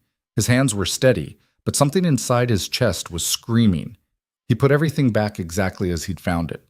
Closed the false bottom. Arranged the fabric on top just as it had been. Closed the trunk. Then he walked out of the barn and kept walking. He didn't go back to the building site. Couldn't bear the thought of working on walls that suddenly felt like a mockery. What did any of it matter? She could buy 10 houses tomorrow if she wanted. Could hire an army of builders. Could pack up and leave for Philadelphia anytime she got tired of playing poor. Caleb walked until he reached the dry creek bed at the northern property line. He sat on a flat rock and stared at nothing, his mind churning. Every moment replayed differently now. Her arriving with tools and supplies, of course she had them, she could afford anything. Her calm acceptance of the ruins, why wouldn't she be calm when she had enough money to rebuild instantly? Her insistence on working alongside him, was she just amusing herself? Seeing how long she could maintain the charade? And the worst part, the part that made his chest feel like it was being crushed, he'd started to believe in it. In them. In the partnership they were building. He'd started to think maybe, just maybe, someone could want him for himself instead of despite himself. But it was all a lie. The sun moved across the sky. Caleb sat and stared and felt something break inside him that he didn't know how to fix. When Evelyn returned from town, the sun was setting and Caleb still hadn't come back to the building site. She found him in the barn, throwing his few belongings into a worn saddlebag with sharp, violent movements. "What are you doing?" she asked. He didn't look at her. "Leaving." "What? Why?" "Found something interesting in your trunk today." His voice was flat, empty of emotion. "Was looking for a pencil. Found your little secret instead." Evelyn's blood turned to ice. "Caleb, don't." He finally looked at her, and the expression in his eyes made her take a step back. "Don't explain. Don't apologize. Don't tell me you had your reasons. I don't want to hear it. You have to let me." "I don't have to let you do anything." He yanked the saddlebag closed. "You want to know what I have to do? I have to leave before I say something we'll both regret. I have to get away from this place, and from you, and from whatever sick game you've been playing." "It's not a game," and Evelyn's voice cracked. "Caleb, please, just listen." "Listen to what? More lies?" He grabbed his coat. "How much is it, by the way? I saw at least 40,000 in those papers. Is there more? More hidden accounts? More property? Just how rich are you, Evelyn?" She couldn't answer. Her throat had closed up, and tears were burning behind her eyes. "That's what I thought." Caleb headed for the door, then turned back. "You know what the worst part is? Every nail I drove, every board I cut, every day I worked until I couldn't stand up straight. You watched me do it all while sitting on enough money to hire it done 10 times over. You let me sell my tools, let me accept charity from the Hendersons. Let me feel like a failure who couldn't even rebuild his own damn house without help." His voice broke. "Why? Was it funny? Watching the scarred man struggle?" "No!" The word burst from her. "That's not... I never thought..." "Then what did you think?" He stepped toward her, and she saw the pain beneath the anger, raw and bleeding. "What possible reason could you have for this? For lying to me every single day? For making me feel like we were in this together when you could have walked away any time you wanted?" "Because I didn't want to walk away." Evelyn's voice rose to match his. "I came here because in Philadelphia, every man who looked at me saw dollar signs. Every conversation, every interaction, it was all about the money. Always the money. I couldn't trust anyone, couldn't believe anyone actually wanted me instead of my inheritance." She wiped her eyes angrily. "Your letter asked for a partner, a worker, someone willing to build a life through honest labor, not someone's bank account. For the first time in 2 years, I had a chance to be valued for myself. So yes, I hid the money. I lied. Because I wanted to know if someone could want me without it. That's the most selfish thing I've ever heard." Caleb's voice was quiet now, which was somehow worse than the shouting. "You used me. Used my letter, my hope for partnership, my struggle, all of it, to run some kind of test on whether you were likable without money." He shook his head slowly. "Did I pass? Did I want you enough? Was my struggling sufficient proof of my pure intentions?" "It wasn't like that. It was exactly like that." He slung the saddlebag over his shoulder. "Every day I worked myself half to death trying to give you something better, trying to prove I was worth the risk you took in coming here. And you already had everything. You were just watching to see how long I'd dance." "Where are you going?" "I don't know. Town, the Hendersons. Anywhere but here." He paused at the door. "The house is framed and weathertight. You can hire someone to finish it. You can afford it." "Caleb, please." But he was already gone, the barn door swinging shut behind him with a sound like finality. Evelyn stood alone in the empty barn, her carefully constructed world crumbling around her, and finally let herself cry. Evelyn didn't sleep that night. She sat in the tack room with the lamp burning low, staring at the trunk that had held her secret for so long. The false bottom was still closed, still hiding what Caleb now knew existed. It seemed absurd that something so small could have destroyed everything.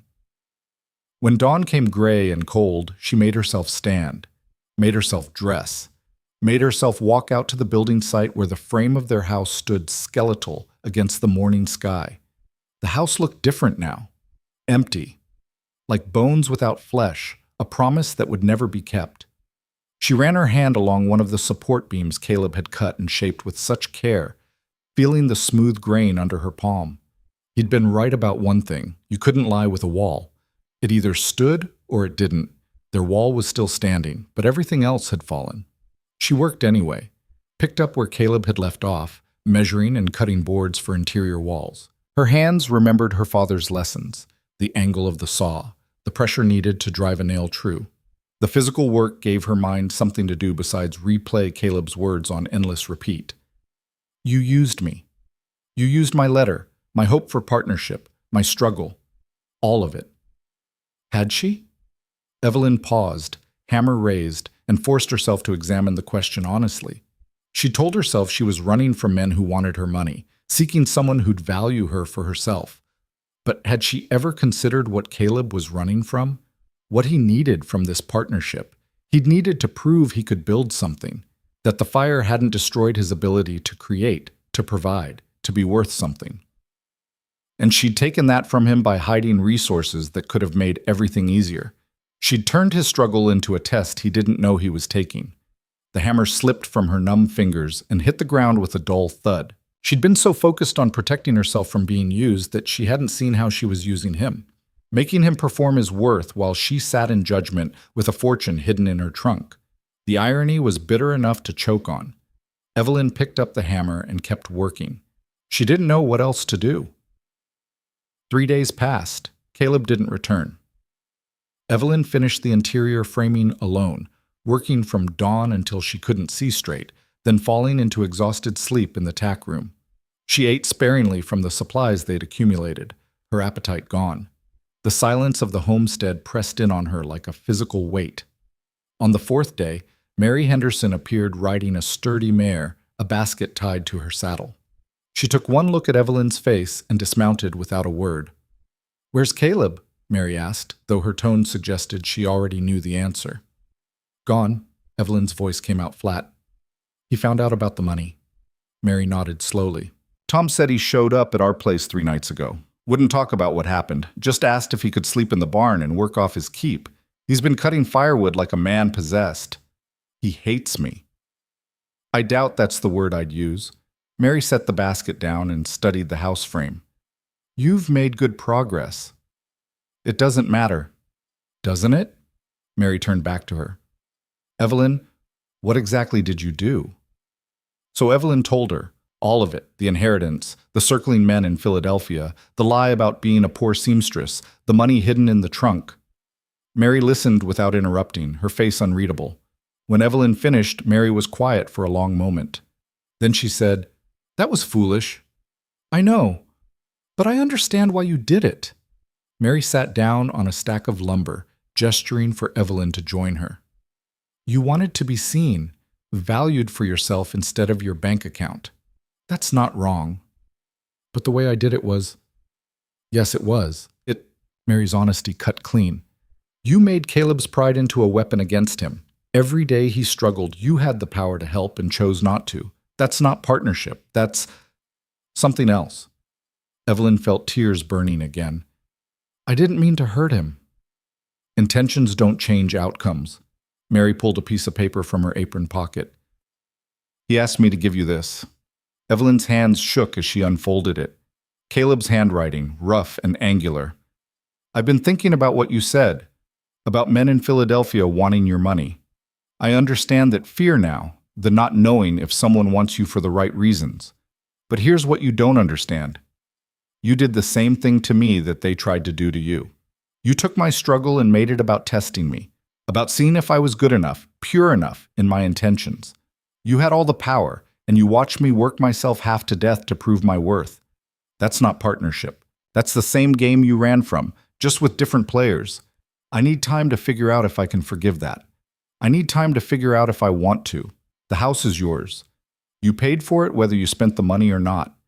Every board, every nail, you could have stopped the struggle any time. That makes it yours by right of withheld mercy. Do what you want with it. I'm taking work at the Henderson place until I figure out what comes next." Evelyn read it twice, 3 times. The words didn't change. "He's right," she said quietly. "About some of it, yes. About other parts." Mary shook her head. "He's hurting and angry, so he's being absolute. But relationships aren't absolute. They're messy and complicated, and people make mistakes. This wasn't a mistake. This was a choice I made every single day. Then make a different choice now." Mary stood up. "You want to know what I think? I think you're both running from the same fear, that you're not enough on your own, that you need to prove your worth through struggle or money, or whatever measure you've chosen. And until you both figure out that your worth isn't something that needs proving, you're going to keep hurting each other." After Mary left, Evelyn sat alone with Caleb's letter and the half-built house. The afternoon sun slanted through the frame, casting geometric shadows across the ground. This was supposed to be their home, the place they built together. But Caleb was right. She'd paid for it in ways that had nothing to do with money. She'd paid for it with his trust, his pride, his belief that they were partners. That night, Evelyn made a decision. She pulled out paper and began to write. Not to Caleb this time, but to the town council. A formal proposal, carefully worded. She worked by lamplight until the words were exactly right, then sealed it and set it aside for Saturday's market. The next morning, she rode into town early. Mrs. Patterson looked up from arranging goods on the store's front table, her sharp eyes taking in Evelyn's pale face and the dark circles under her eyes. "Heard Caleb's staying at the Hendersons," she said without preamble. "That true?" "Yes." "Also heard why." Mrs. Patterson crossed her arms. "You want to tell me your side of it?" "Not particularly." Evelyn handed over the sealed proposal. "But I do need this delivered to Mayor Clifton. It's a formal request to present at the next town council meeting." Mrs. Patterson took the envelope, studying it. "What's it about?" "A proposal to build a medical clinic. I'm offering to fund the construction and first 2 years of operating expenses." Evelyn's voice was steady despite the exhaustion pulling at her. "The town needs a proper doctor's office, somewhere clean and well supplied. I have the resources to make it happen." "And you're doing this because..." "Well, because my aunt left me a fortune with the instruction to build something meaningful. I've been trying to figure out what that meant." Evelyn met Mrs. Patterson's eyes. "I think this is it." Mrs. Patterson's expression softened slightly. "Using money to do good doesn't erase using it badly first." "I know, but I have to start somewhere." The older woman nodded and tucked the envelope into her apron. "I'll make sure the mayor gets it. Council meets Tuesday evening at the church." She paused. "For what it's worth, a clinic's a good idea. Doc Brennan's office is a disaster, and we lose too many children to simple infections that could be treated if we had proper facilities. That's what I'm hoping to change." Evelyn spent the next week preparing. She rode to the county seat and arranged to have funds transferred from her Philadelphia accounts to a local bank. Not Langford's, she made sure of that. She drew up detailed plans for the clinic building, using her father's architectural knowledge to design something functional and efficient. She researched medical supply companies and equipment costs. She drafted a contract that would protect the town's interests and ensure the clinic remained a community resource, not her personal project. She didn't try to see Caleb, didn't send messages or ask Mary to intervene.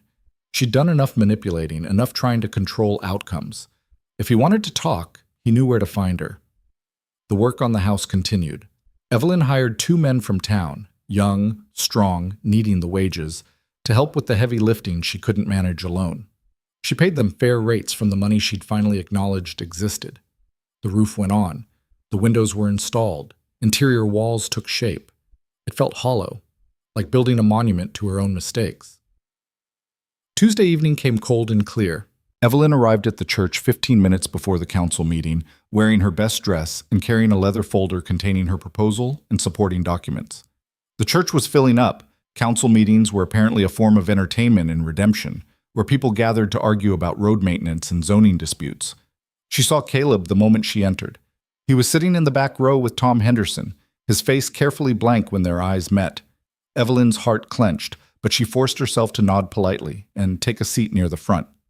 Mayor Clifton called the meeting to order. He was a portly man in his 60s, with the kind of booming voice that suggested he'd once been a preacher or politician. He worked through routine business first, a dispute about a property line, approval for a new well, discussion of winter road maintenance. Then he cleared his throat. Last item on the agenda, Mrs. C. Evelyn Rourke has submitted a proposal to the council. Mrs. Rourke, would you like to present? Evelyn stood, folder in hand, and faced the room.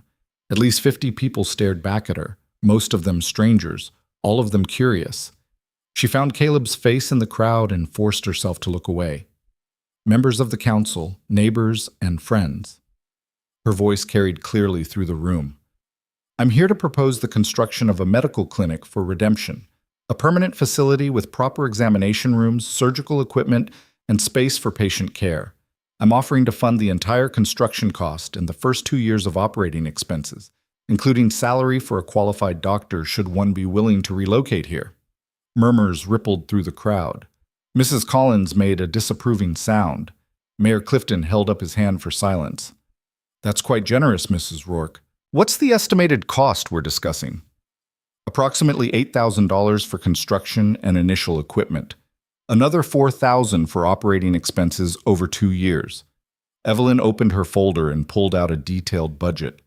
I have itemized costs here if the council would like to review them. $8,000. Councilman Davies, a rancher who served as treasurer, looked skeptical. That's more money than most of us will see in a lifetime. Forgive me for asking, but where exactly is a seamstress from Philadelphia getting that kind of capital? I inherited it. Evelyn kept her voice level. My mother's aunt was a milliner in Philadelphia. She worked for 50 years and never married, investing wisely and living frugally. When she died 2 years ago, she left her entire estate to me, the only family member who'd visited her out of affection instead of expectation. And you want to give it away? Mrs. Collins spoke up, her tone suggesting this was somehow morally suspect. I want to use it for something meaningful. My aunt's will included specific instructions to build something that matters, something that helps people. Evelyn looked around the room. How many children has this town lost to infections that could have been treated? How many people suffer because Doc Brennan's office is inadequate or because he's not sober enough to help? How many times has someone died because we don't have proper medical facilities? The room went quiet. Everyone knew the answer. Everyone had lost someone. The clinic would belong to the town, Evelyn continued. Not to me. I'm proposing a board of trustees to oversee operations, community members who ensure the facility serves everyone fairly. I'll provide the initial funding, but the clinic's future would rest in your hands. Mayor Clifton studied the budget documents. This is very detailed. You've put real thought into this. I have. I've also researched doctors who might be willing to relocate. There's a young physician in San Antonio, just finished his training, idealistic, looking for a place to practice where he's needed. I've written to him. He's interested. Councilman Davies leaned forward. What's in this for you, Mrs. Rourke? Nobody gives away $8,000 without wanting something back. It was the question Evelyn had been waiting for. She set down the folder and spoke directly to the room. I'll be honest with you all. I made a serious mistake when I came to redemption. I hid my financial situation from my husband, let him struggle and work himself to exhaustion while I sat on resources that could have helped. I told myself I had good reasons. I'd been pursued by men who only wanted my money, and I wanted to know if someone could value me without it. She paused. But the truth is, I was being selfish. I was testing him without his knowledge or consent. I was using his pride against him. And when he found out, I lost his trust, probably forever. She could feel Caleb's eyes on her now, burning into her back. I can't undo that mistake, but I can stop hiding. I can stop pretending the money doesn't exist, and I can use it the way my aunt intended, to build something meaningful. Evelyn's voice strengthened. This clinic isn't about buying forgiveness or purchasing a good reputation. It's about the fact that I have resources this community needs, and children are dying while I debate whether my pride or my husband's pride matters more. It doesn't. What matters is whether we save the next child who gets an infection, whether we have a place to treat injuries properly, whether we build something that lasts longer than our mistakes. The silence in the room was profound. Mayor Clifton cleared his throat. That's remarkably honest, Mrs. Rourke. It's the least I owe this community. You welcomed me when I was a stranger. The Hendersons helped us rebuild. Mrs. Patterson gave me work. Mary Henderson gave me friendship. You all invested in me and Caleb when you had no reason to. Evelyn's throat tightened. I'd like to invest back, not as charity, as partnership. The same thing I should have offered my husband from the start. More silence. Then Tom Henderson stood up from the back row. I think we should accept, he said clearly. My youngest daughter nearly died from pneumonia last winter. Doc Brennan was too drunk to help. Mary had to nurse her through it alone, and we almost lost her. If we'd had a proper clinic, a sober doctor, she'd have been treated properly from the start. His voice roughened. I'll serve on that board of trustees. Make sure the money's used right. Mary Henderson stood next to him. I'll serve too. And I think Evelyn's learned more about partnership in the past week than most of us learn in a lifetime. She's owning her mistakes publicly. That takes courage. Others began to stand. The blacksmith, Mrs. Patterson, even Councilman Davies nodded slowly. I move that we accept Mrs. Rourke's proposal, Mayor Clifton said. All in favor? A chorus of aye filled the church. Motion carries. The mayor smiled. Mrs. Rourke, it seems you're about to build a clinic. Evelyn sat down, her legs suddenly weak.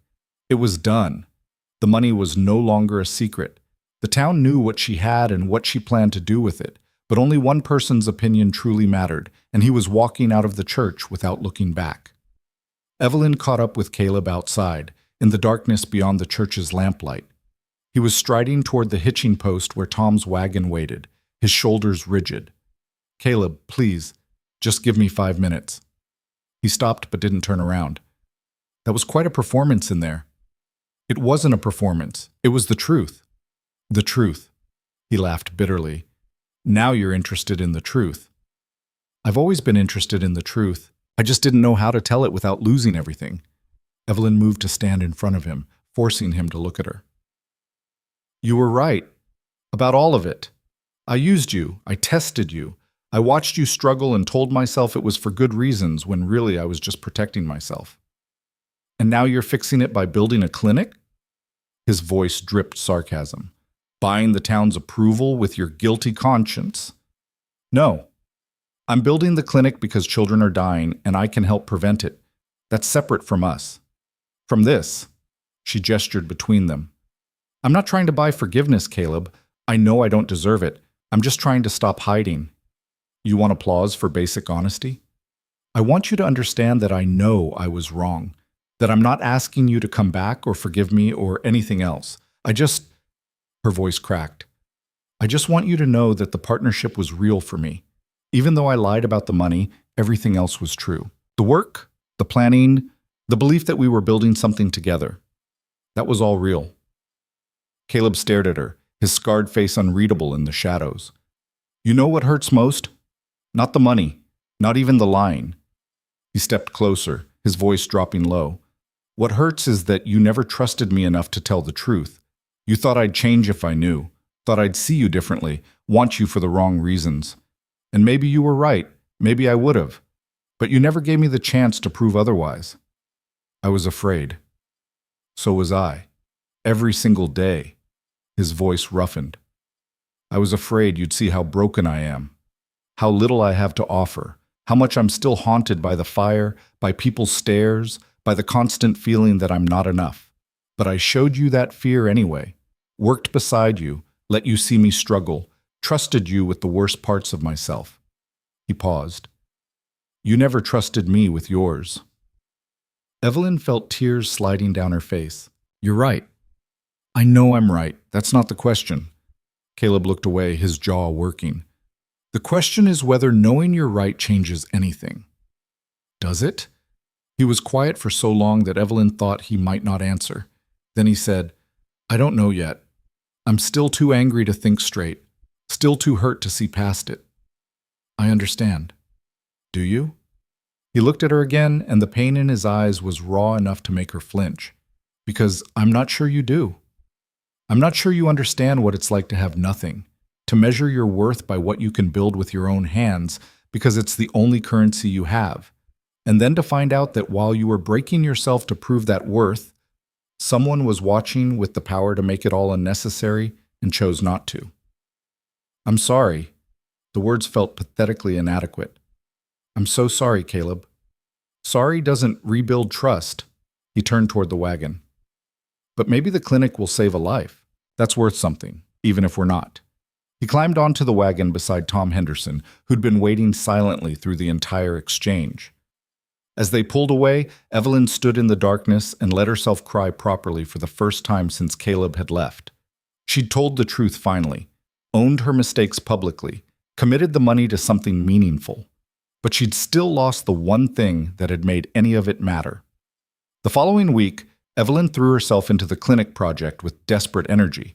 She met with contractors, approved construction plans, ordered medical equipment from supply companies in San Antonio and Austin.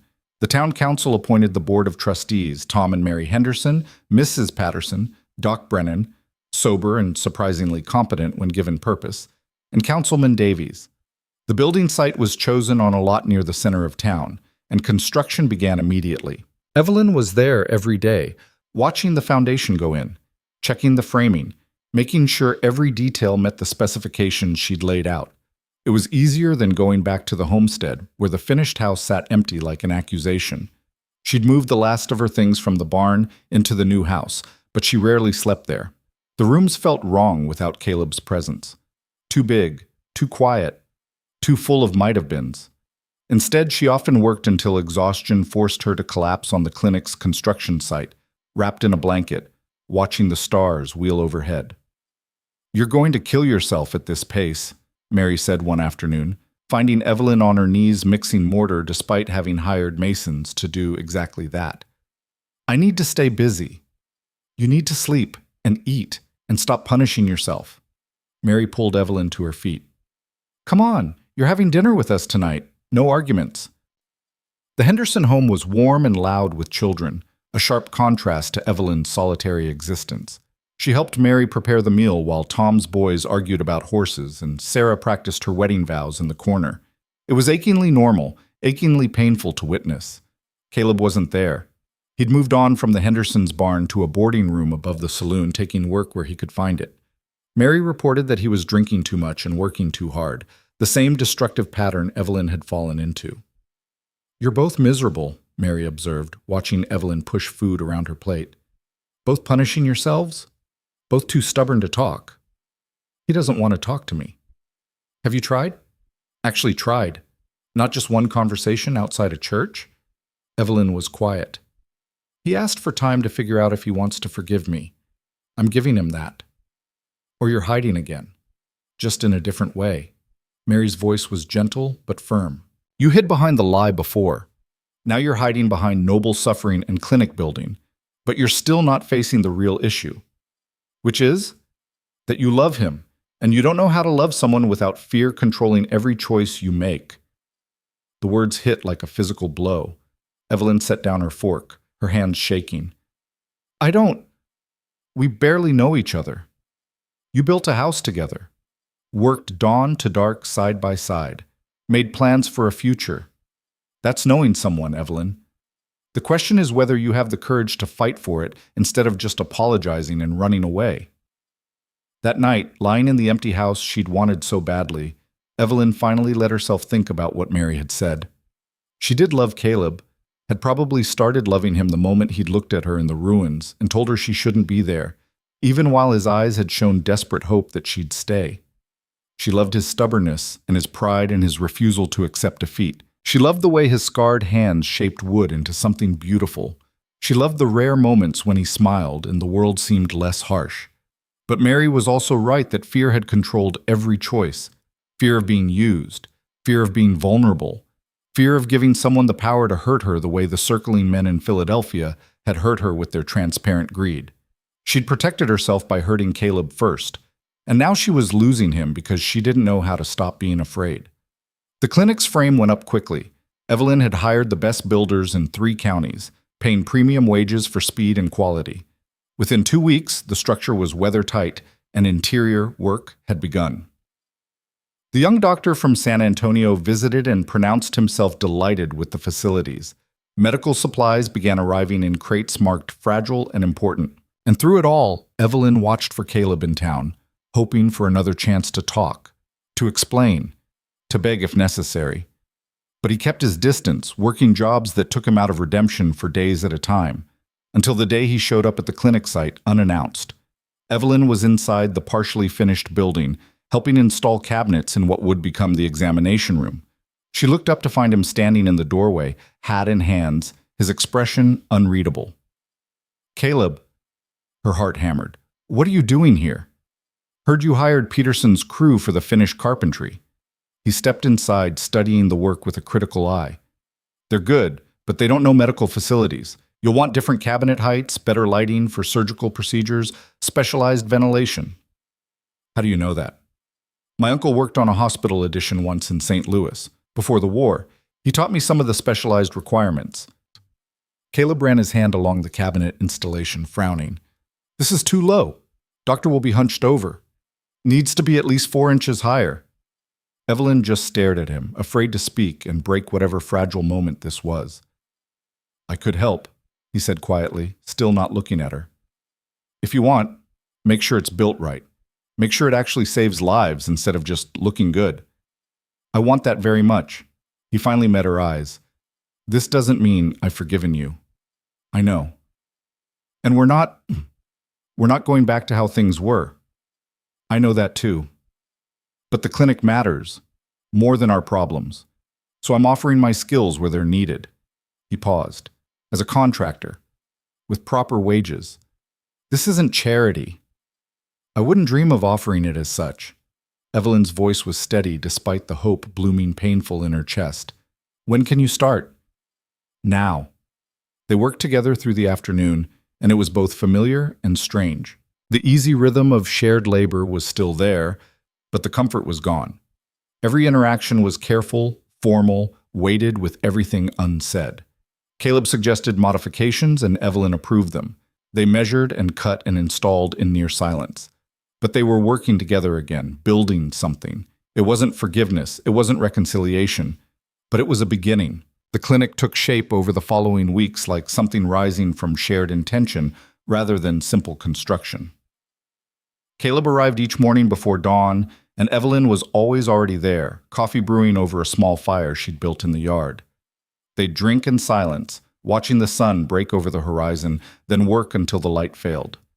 They didn't talk about the house standing empty on the homestead, didn't discuss their marriage, or the money, or anything beyond cabinet heights and window placements and the proper angle for surgical lighting.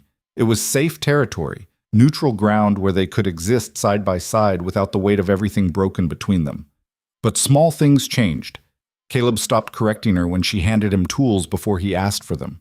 Evelyn stopped flinching when their hands accidentally touched while holding boards steady. They fell into the old rhythm of partnership, though now it was laced with caution, each of them testing whether the foundation could hold weight again.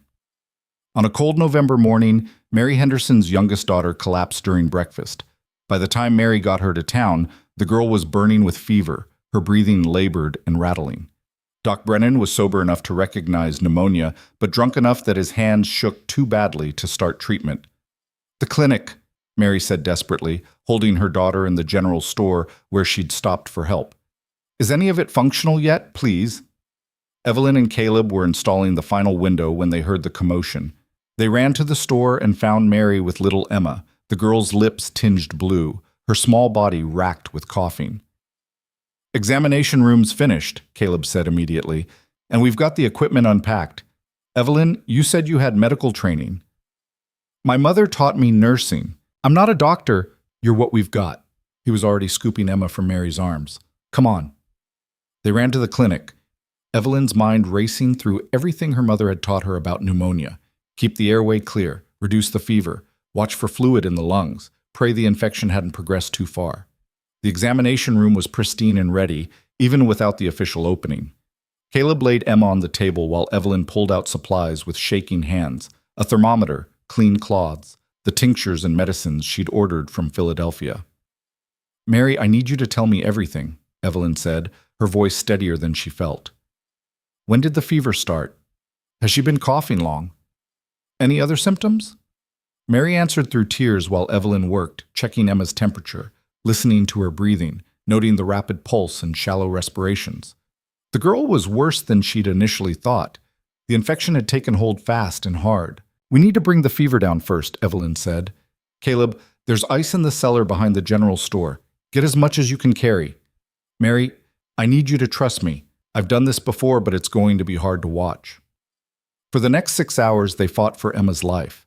Evelyn administered fever reducers and worked to keep the girl's airways clear while Caleb brought ice and fresh water and whatever else was needed.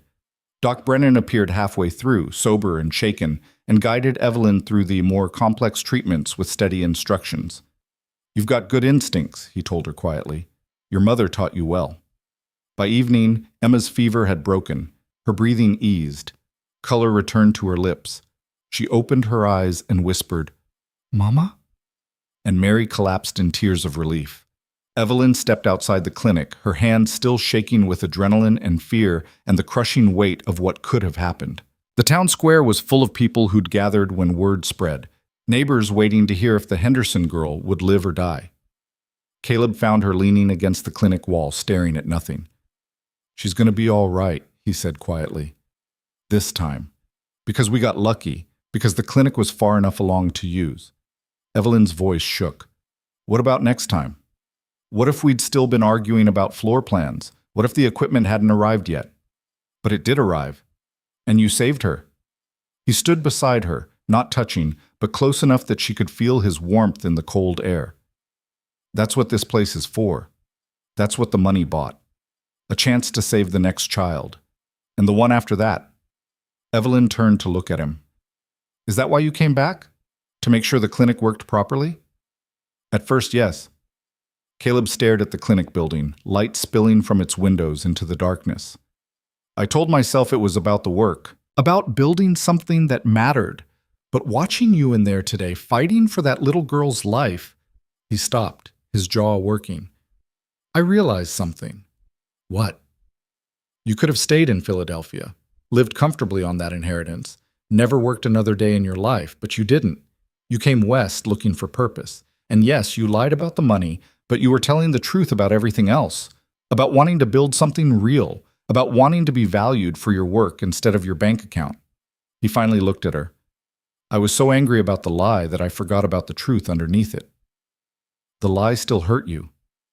Yes, it did. His voice was quiet but steady. And I'm still angry about it, still hurt, but I'm also starting to understand why you did it, what you were running from. Evelyn felt tears burning. I should have trusted you. Yeah, you should have. He didn't soften it, didn't try to make it easier. But I should have trusted you too. Should have asked why a seamstress had carpenter's tools and medical supplies. Should have wondered why you never seemed worried about money, even when we were down to our last dollar. I saw the inconsistencies and ignored them because it was easier than confronting what they might mean. We both failed each other. We did. Caleb turned to face her fully. Question is, do we fail better this time? Or do we just walk away? Evelyn's heart hammered. What do you want? Honestly, I don't know yet. Part of me wants to go back to how things were before I found the money. When I believed we were building something equal, something real. He rubbed his scarred hand across his face. But we can't go back. That version of us doesn't exist anymore. Then we go forward. The words came out stronger than Evelyn felt. We build something new, something honest this time. How? I don't know. But I know I want to try. She took a breath. I know the money terrifies you, makes you feel small or unnecessary or whatever other lies your pride tells you. But here's the truth, Caleb. I couldn't have saved Emma today without you. Not just because you carried ice and fetched supplies, but because you made this place possible. You designed these rooms. You built these cabinets at the right height. You made sure the ventilation worked properly. Your skills, your knowledge, your work, that's what saved her life as much as any medicine. The money paid for it. Money is just paper. It doesn't cut wood or mix mortar or know the difference between a surgical cabinet and a regular one. Evelyn moved closer. You keep measuring your worth by what you can provide financially, but that's not what makes you valuable. It's what you can build, what you know, who you are when the work gets hard. Caleb was quiet for a long moment. You really believe that? I wouldn't say it otherwise. She echoed the words she'd spoken their first day together. And I'll prove it to you. How? Let me show you something. Evelyn led him back into the clinic, through the examination room where Mary still sat with Emma, into what would become the doctor's office. On the desk sat a leather folder she'd prepared weeks ago but hadn't known how to present. She handed it to Caleb. Open it. Inside were legal documents, carefully drafted by the lawyer she'd hired in the county seat. Caleb read slowly, his brow furrowing, then looked up at her in shock. This puts half the inheritance in my name. Equal control, equal signature required for any expenditure over $100. Yes. Why would you? This is your money. Your aunt left it to you. She left it to me to build something meaningful, but she also knew I couldn't build it alone. Nobody can. Evelyn's voice was steady. I'm not asking you to forgive me. I'm not trying to buy you back. I'm asking you to be my actual partner, equal responsibility, equal authority, equal risk. This is insane. What if I steal it? What if I spend it on whiskey and gambling? What if you don't? She cut him off. What if you're exactly who I think you are? A man who builds things that last, who works himself to exhaustion for people he cares about, who knows the value of honest labor. She paused. I'm betting $43,000 that I'm right about you. That's how much I trust you, even if you don't trust me yet. Caleb stared at the documents like they might catch fire. I can't accept this. Yes, you can, because it's not charity and it's not apology. It's partnership. Real partnership. The kind I should have offered from the beginning. Evelyn's throat tightened. I know you're still hurt. I know you don't trust me, but maybe you can trust this. Trust that I'm done hiding, done controlling, done trying to protect myself by keeping you in the dark. Everything's on the table now. Literally everything. He set the folder down with shaking hands. You're serious? Completely. And if I sign this, we're legally bound. Joint assets. I can't just walk away. Neither can I. She met his eyes. That's the point. Caleb walked to the window, staring out at the dark square where people were finally dispersing, reassured that Emma would survive. His reflection in the glass looked haunted, conflicted. I need time to think about this, he said finally. I understand. And I need you to understand something too. He turned back to her. The money. It's not about the money itself. It's about what it represents. Every dollar you hid was a moment you didn't trust me. Every time you watched me struggle and didn't help, you were choosing your fear over our partnership. His voice roughened. I can forgive the lie eventually, but I need to know you won't do it again. That you won't hide the next big thing or the thing after that because you're afraid of how I'll react. I won't. I swear I won't. You can't promise that. Not really, because fear doesn't just disappear because you want it to. He moved closer. But maybe we can promise to try. To talk when we're scared instead of hiding. To fight fair when we disagree. To build something where honesty matters more than being comfortable. Evelyn felt something crack open in her chest. I can promise to try. Then that's where we start. Caleb looked at the folder again. I'm not signing this tonight. I need to sit with it. Make sure I'm not just doing it because I want things to be okay again. Take all the time you need. But I'll come back to the homestead tomorrow. Not to the house. I'm not ready for that. But to the barn. We can talk there. Figure out what comes next. It wasn't everything Evelyn wanted, but it was more than she'd dared hope for. The next day broke cold and gray, with clouds promising rain before nightfall. Evelyn rode out to the homestead at dawn, her heart in her throat. She'd prepared herself for Caleb to change his mind, to decide he couldn't do this after all. But he was there, sitting on the same scorched beam where she'd first seen him, looking at the completed house that stood where ruins used to be. I spent all night thinking, he said without preamble, about the money, about trust, about what kind of man I want to be. He stood up, brushing soot from his trousers. And I realized something. I've been measuring my worth by what I can provide, by what I can build with my own hands and my own money. But that's not partnership either. That's just pride wearing a different costume. Evelyn waited, afraid to speak and break whatever conclusion he was reaching. Real partnership means accepting help when it's offered, means trusting someone else to carry part of the weight, means believing that what I bring to the table has value, even if it's not measured in dollars. He pulled the folded documents from his pocket. So I'll sign this, but on one condition. Anything. We use the money together, make decisions together, build things together, not just the clinic, but whatever comes next. And we do it honestly, even when honesty is hard, even when we're scared. He held out his hand. Equal partners. Starting now. Evelyn took his hand, feeling the rough texture of his scars against her palm. Equal partners. They signed the documents right there, using the flat surface of the burned beam as a desk, with only the empty land as witness. And when the papers were folded and put away, Caleb looked at the house again. You finished it, he said quietly. We finished it. The frame was yours, the design was yours. I just filled in the details. Should we look inside? Evelyn's heart raced. Do you want to? I think I need to. Need to see if it feels like ours or just yours. They walked to the house together, their footsteps crunching on the path Evelyn had worn between the barn and the building site. The front door, solid oak that Caleb had shaped before he'd left, swung open easily. Inside, the house was simple but well built.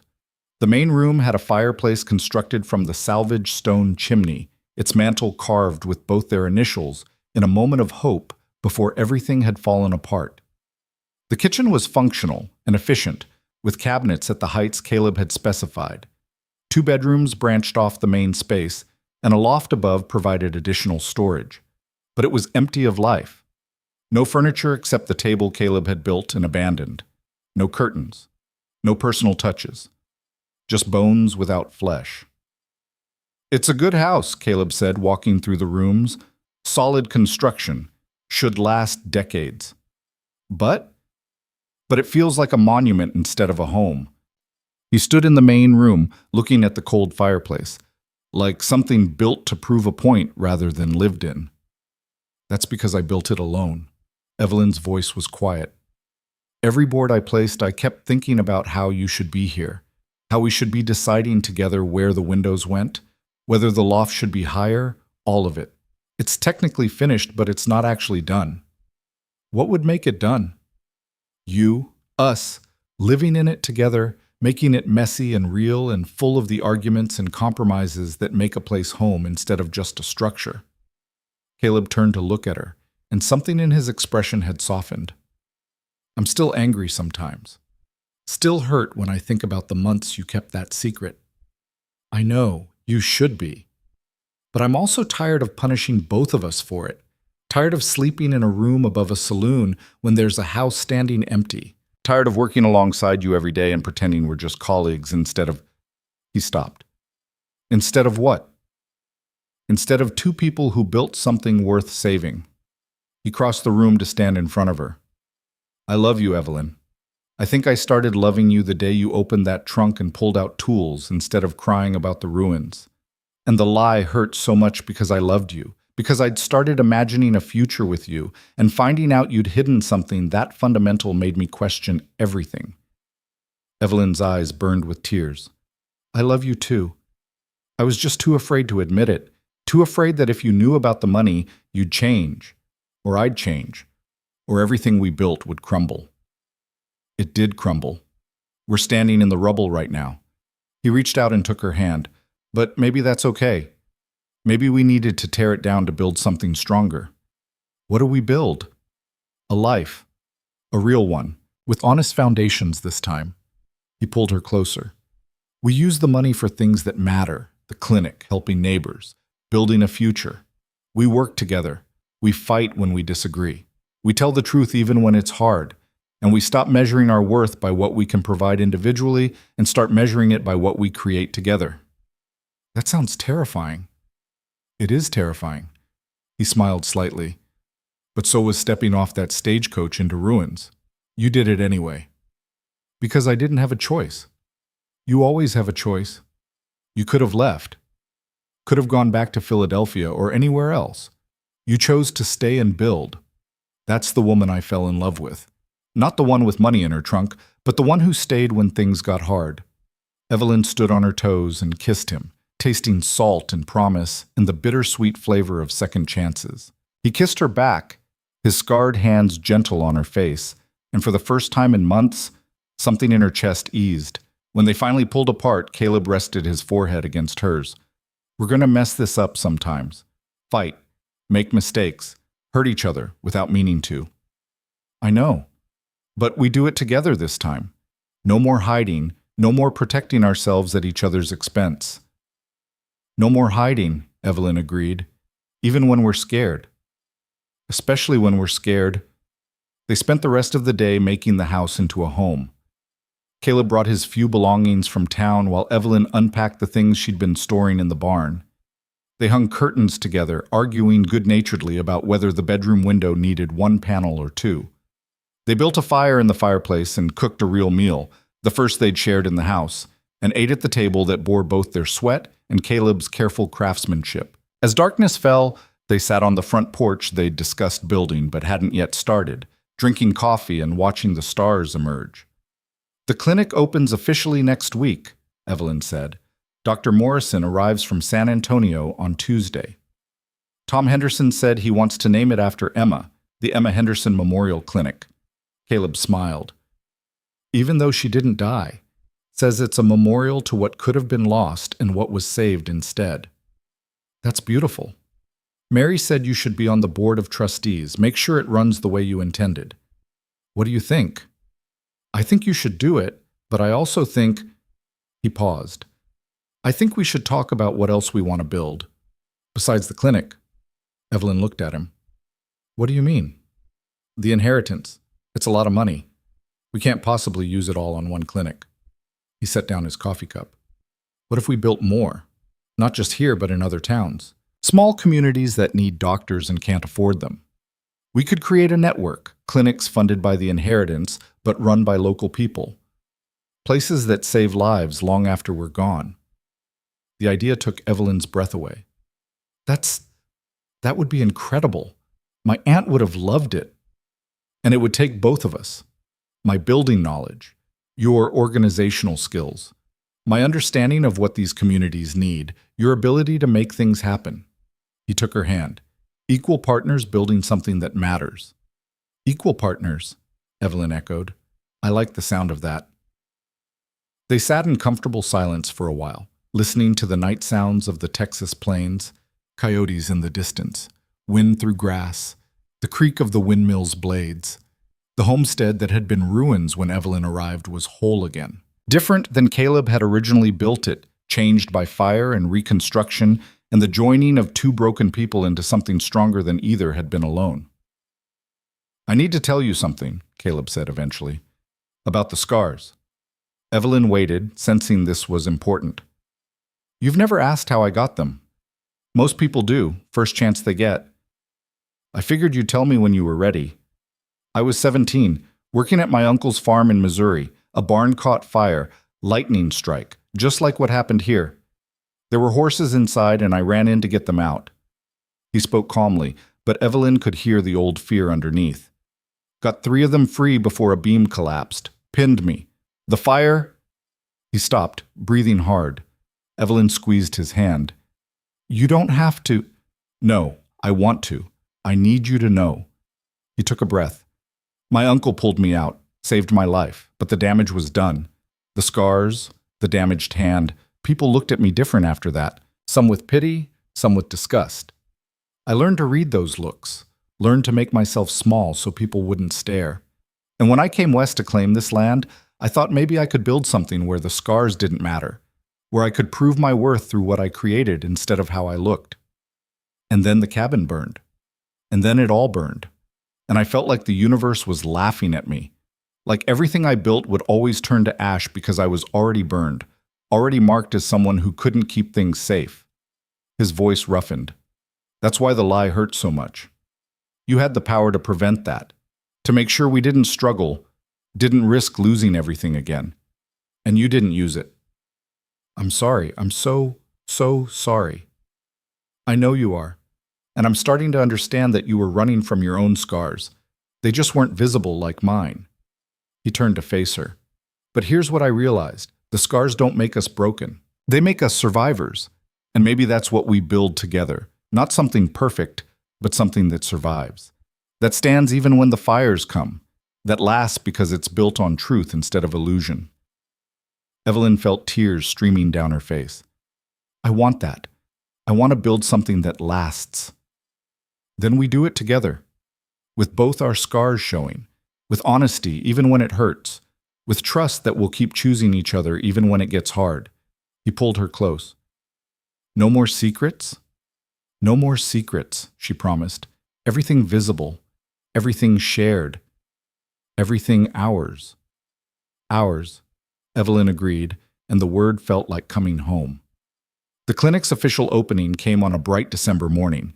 The whole town turned out, along with people from neighboring communities who'd heard about the new facility. Dr. Morrison stood on the front steps, young and earnest and passionate about bringing quality medical care to rural Texas. The board of trustees, Tom and Mary Henderson, Mrs. Patterson, Doc Brennan looking healthier than he had in years, and Councilman Davies gathered beside him. And in the crowd, Evelyn stood with Caleb, their hands linked, watching something meaningful take shape from the ruins of their early mistakes. Mayor Clifton gave a speech about community and progress and the generous donation that had made it all possible. Mary Henderson spoke about Emma's recovery and the importance of having proper medical facilities. Dr. Morrison outlined his vision for the clinic's future: regular hours, preventive care, partnerships with larger hospitals for cases requiring specialized treatment. Then Evelyn was called forward. She'd prepared remarks but found herself speaking from the heart instead. When I came to Redemption, I was running from something. From people who wanted me for what I had instead of who I was. I thought I could hide what I had and finally be valued for myself. She looked at Caleb. I was wrong. Not about wanting to be valued for myself, but about thinking I could build that through hiding. Real value, real partnership. It comes from honesty, from showing all of yourself, even the scary parts, and trusting someone else to do the same. She turned back to the crowd. This clinic exists because my aunt believed money should build something meaningful, but it also exists because this community taught me what meaningful really means. It's not grand gestures or big donations. It's showing up every day, working together, helping when you're able and accepting help when you need it. It's messy and complicated and sometimes painful, but it's real. Evelyn's voice strengthened. So this clinic belongs to all of us. Not to me or my inheritance, but to every person who helped build it. Every family who will be treated here, every child whose life might be saved because we chose to work together instead of separately. This is what we can create when we stop hiding and start building as partners, as equals, as a community. The applause was thunderous.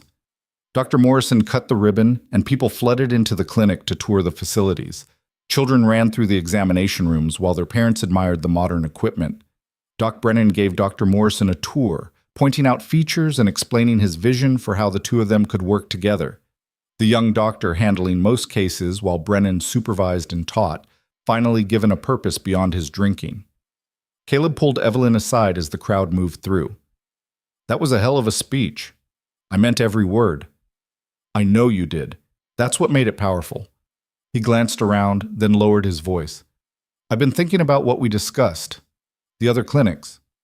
And? I want to do it.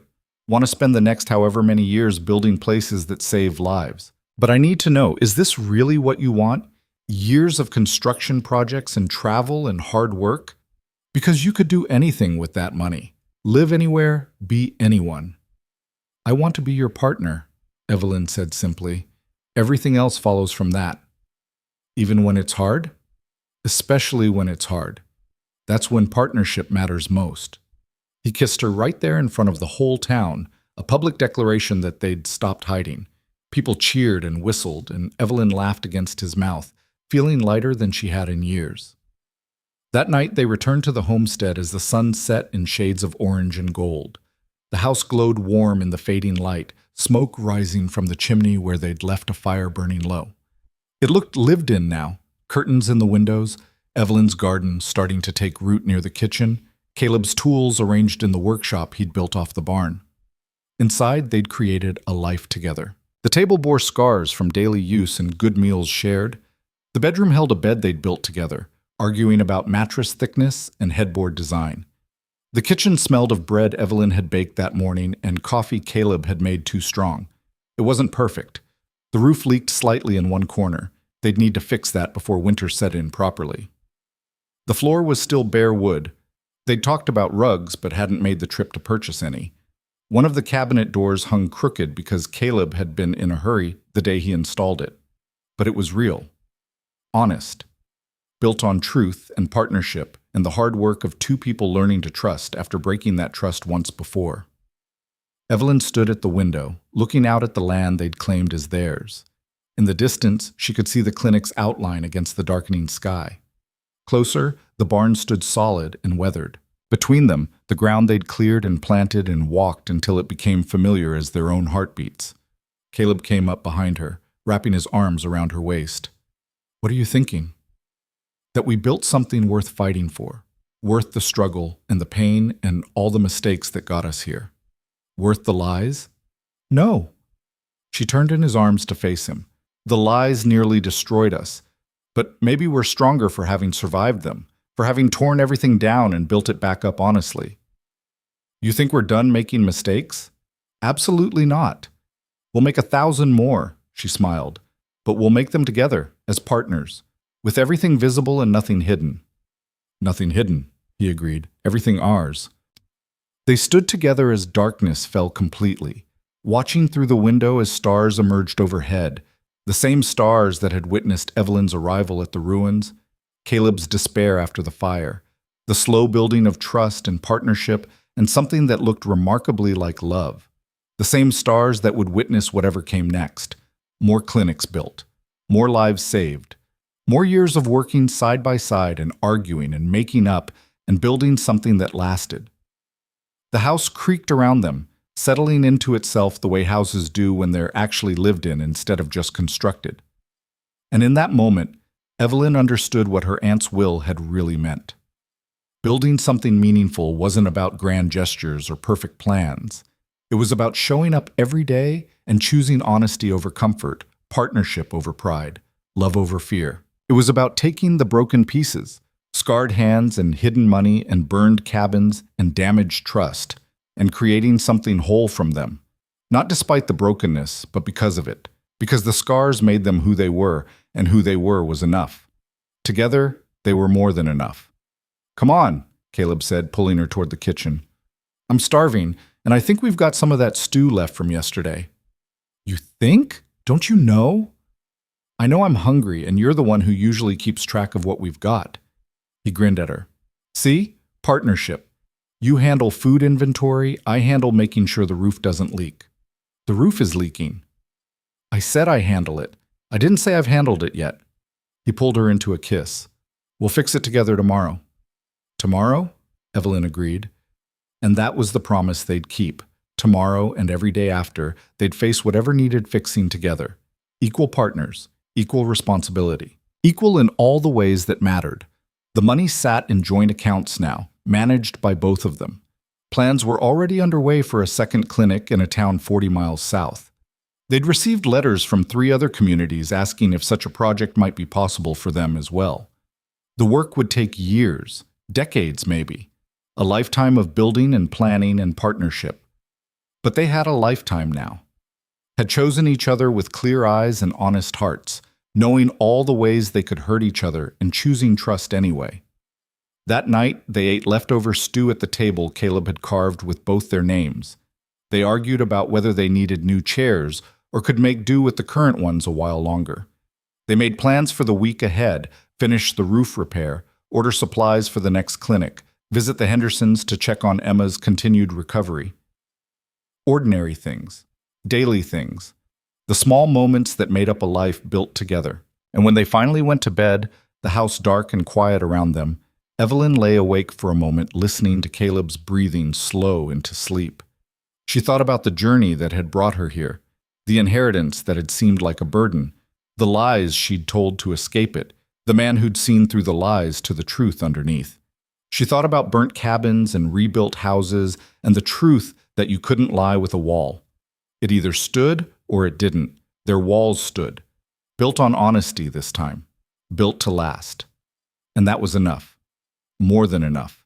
It was everything. Evelyn closed her eyes and slept, dreamless and deep, in the house they'd built together from ruins and secrets and the brave choice to stop hiding and start living as their truest, most flawed, most honest selves. Outside, the Texas wind sang through the grass and rattled the windmill's blades. The clinic stood solid in town, ready to save lives.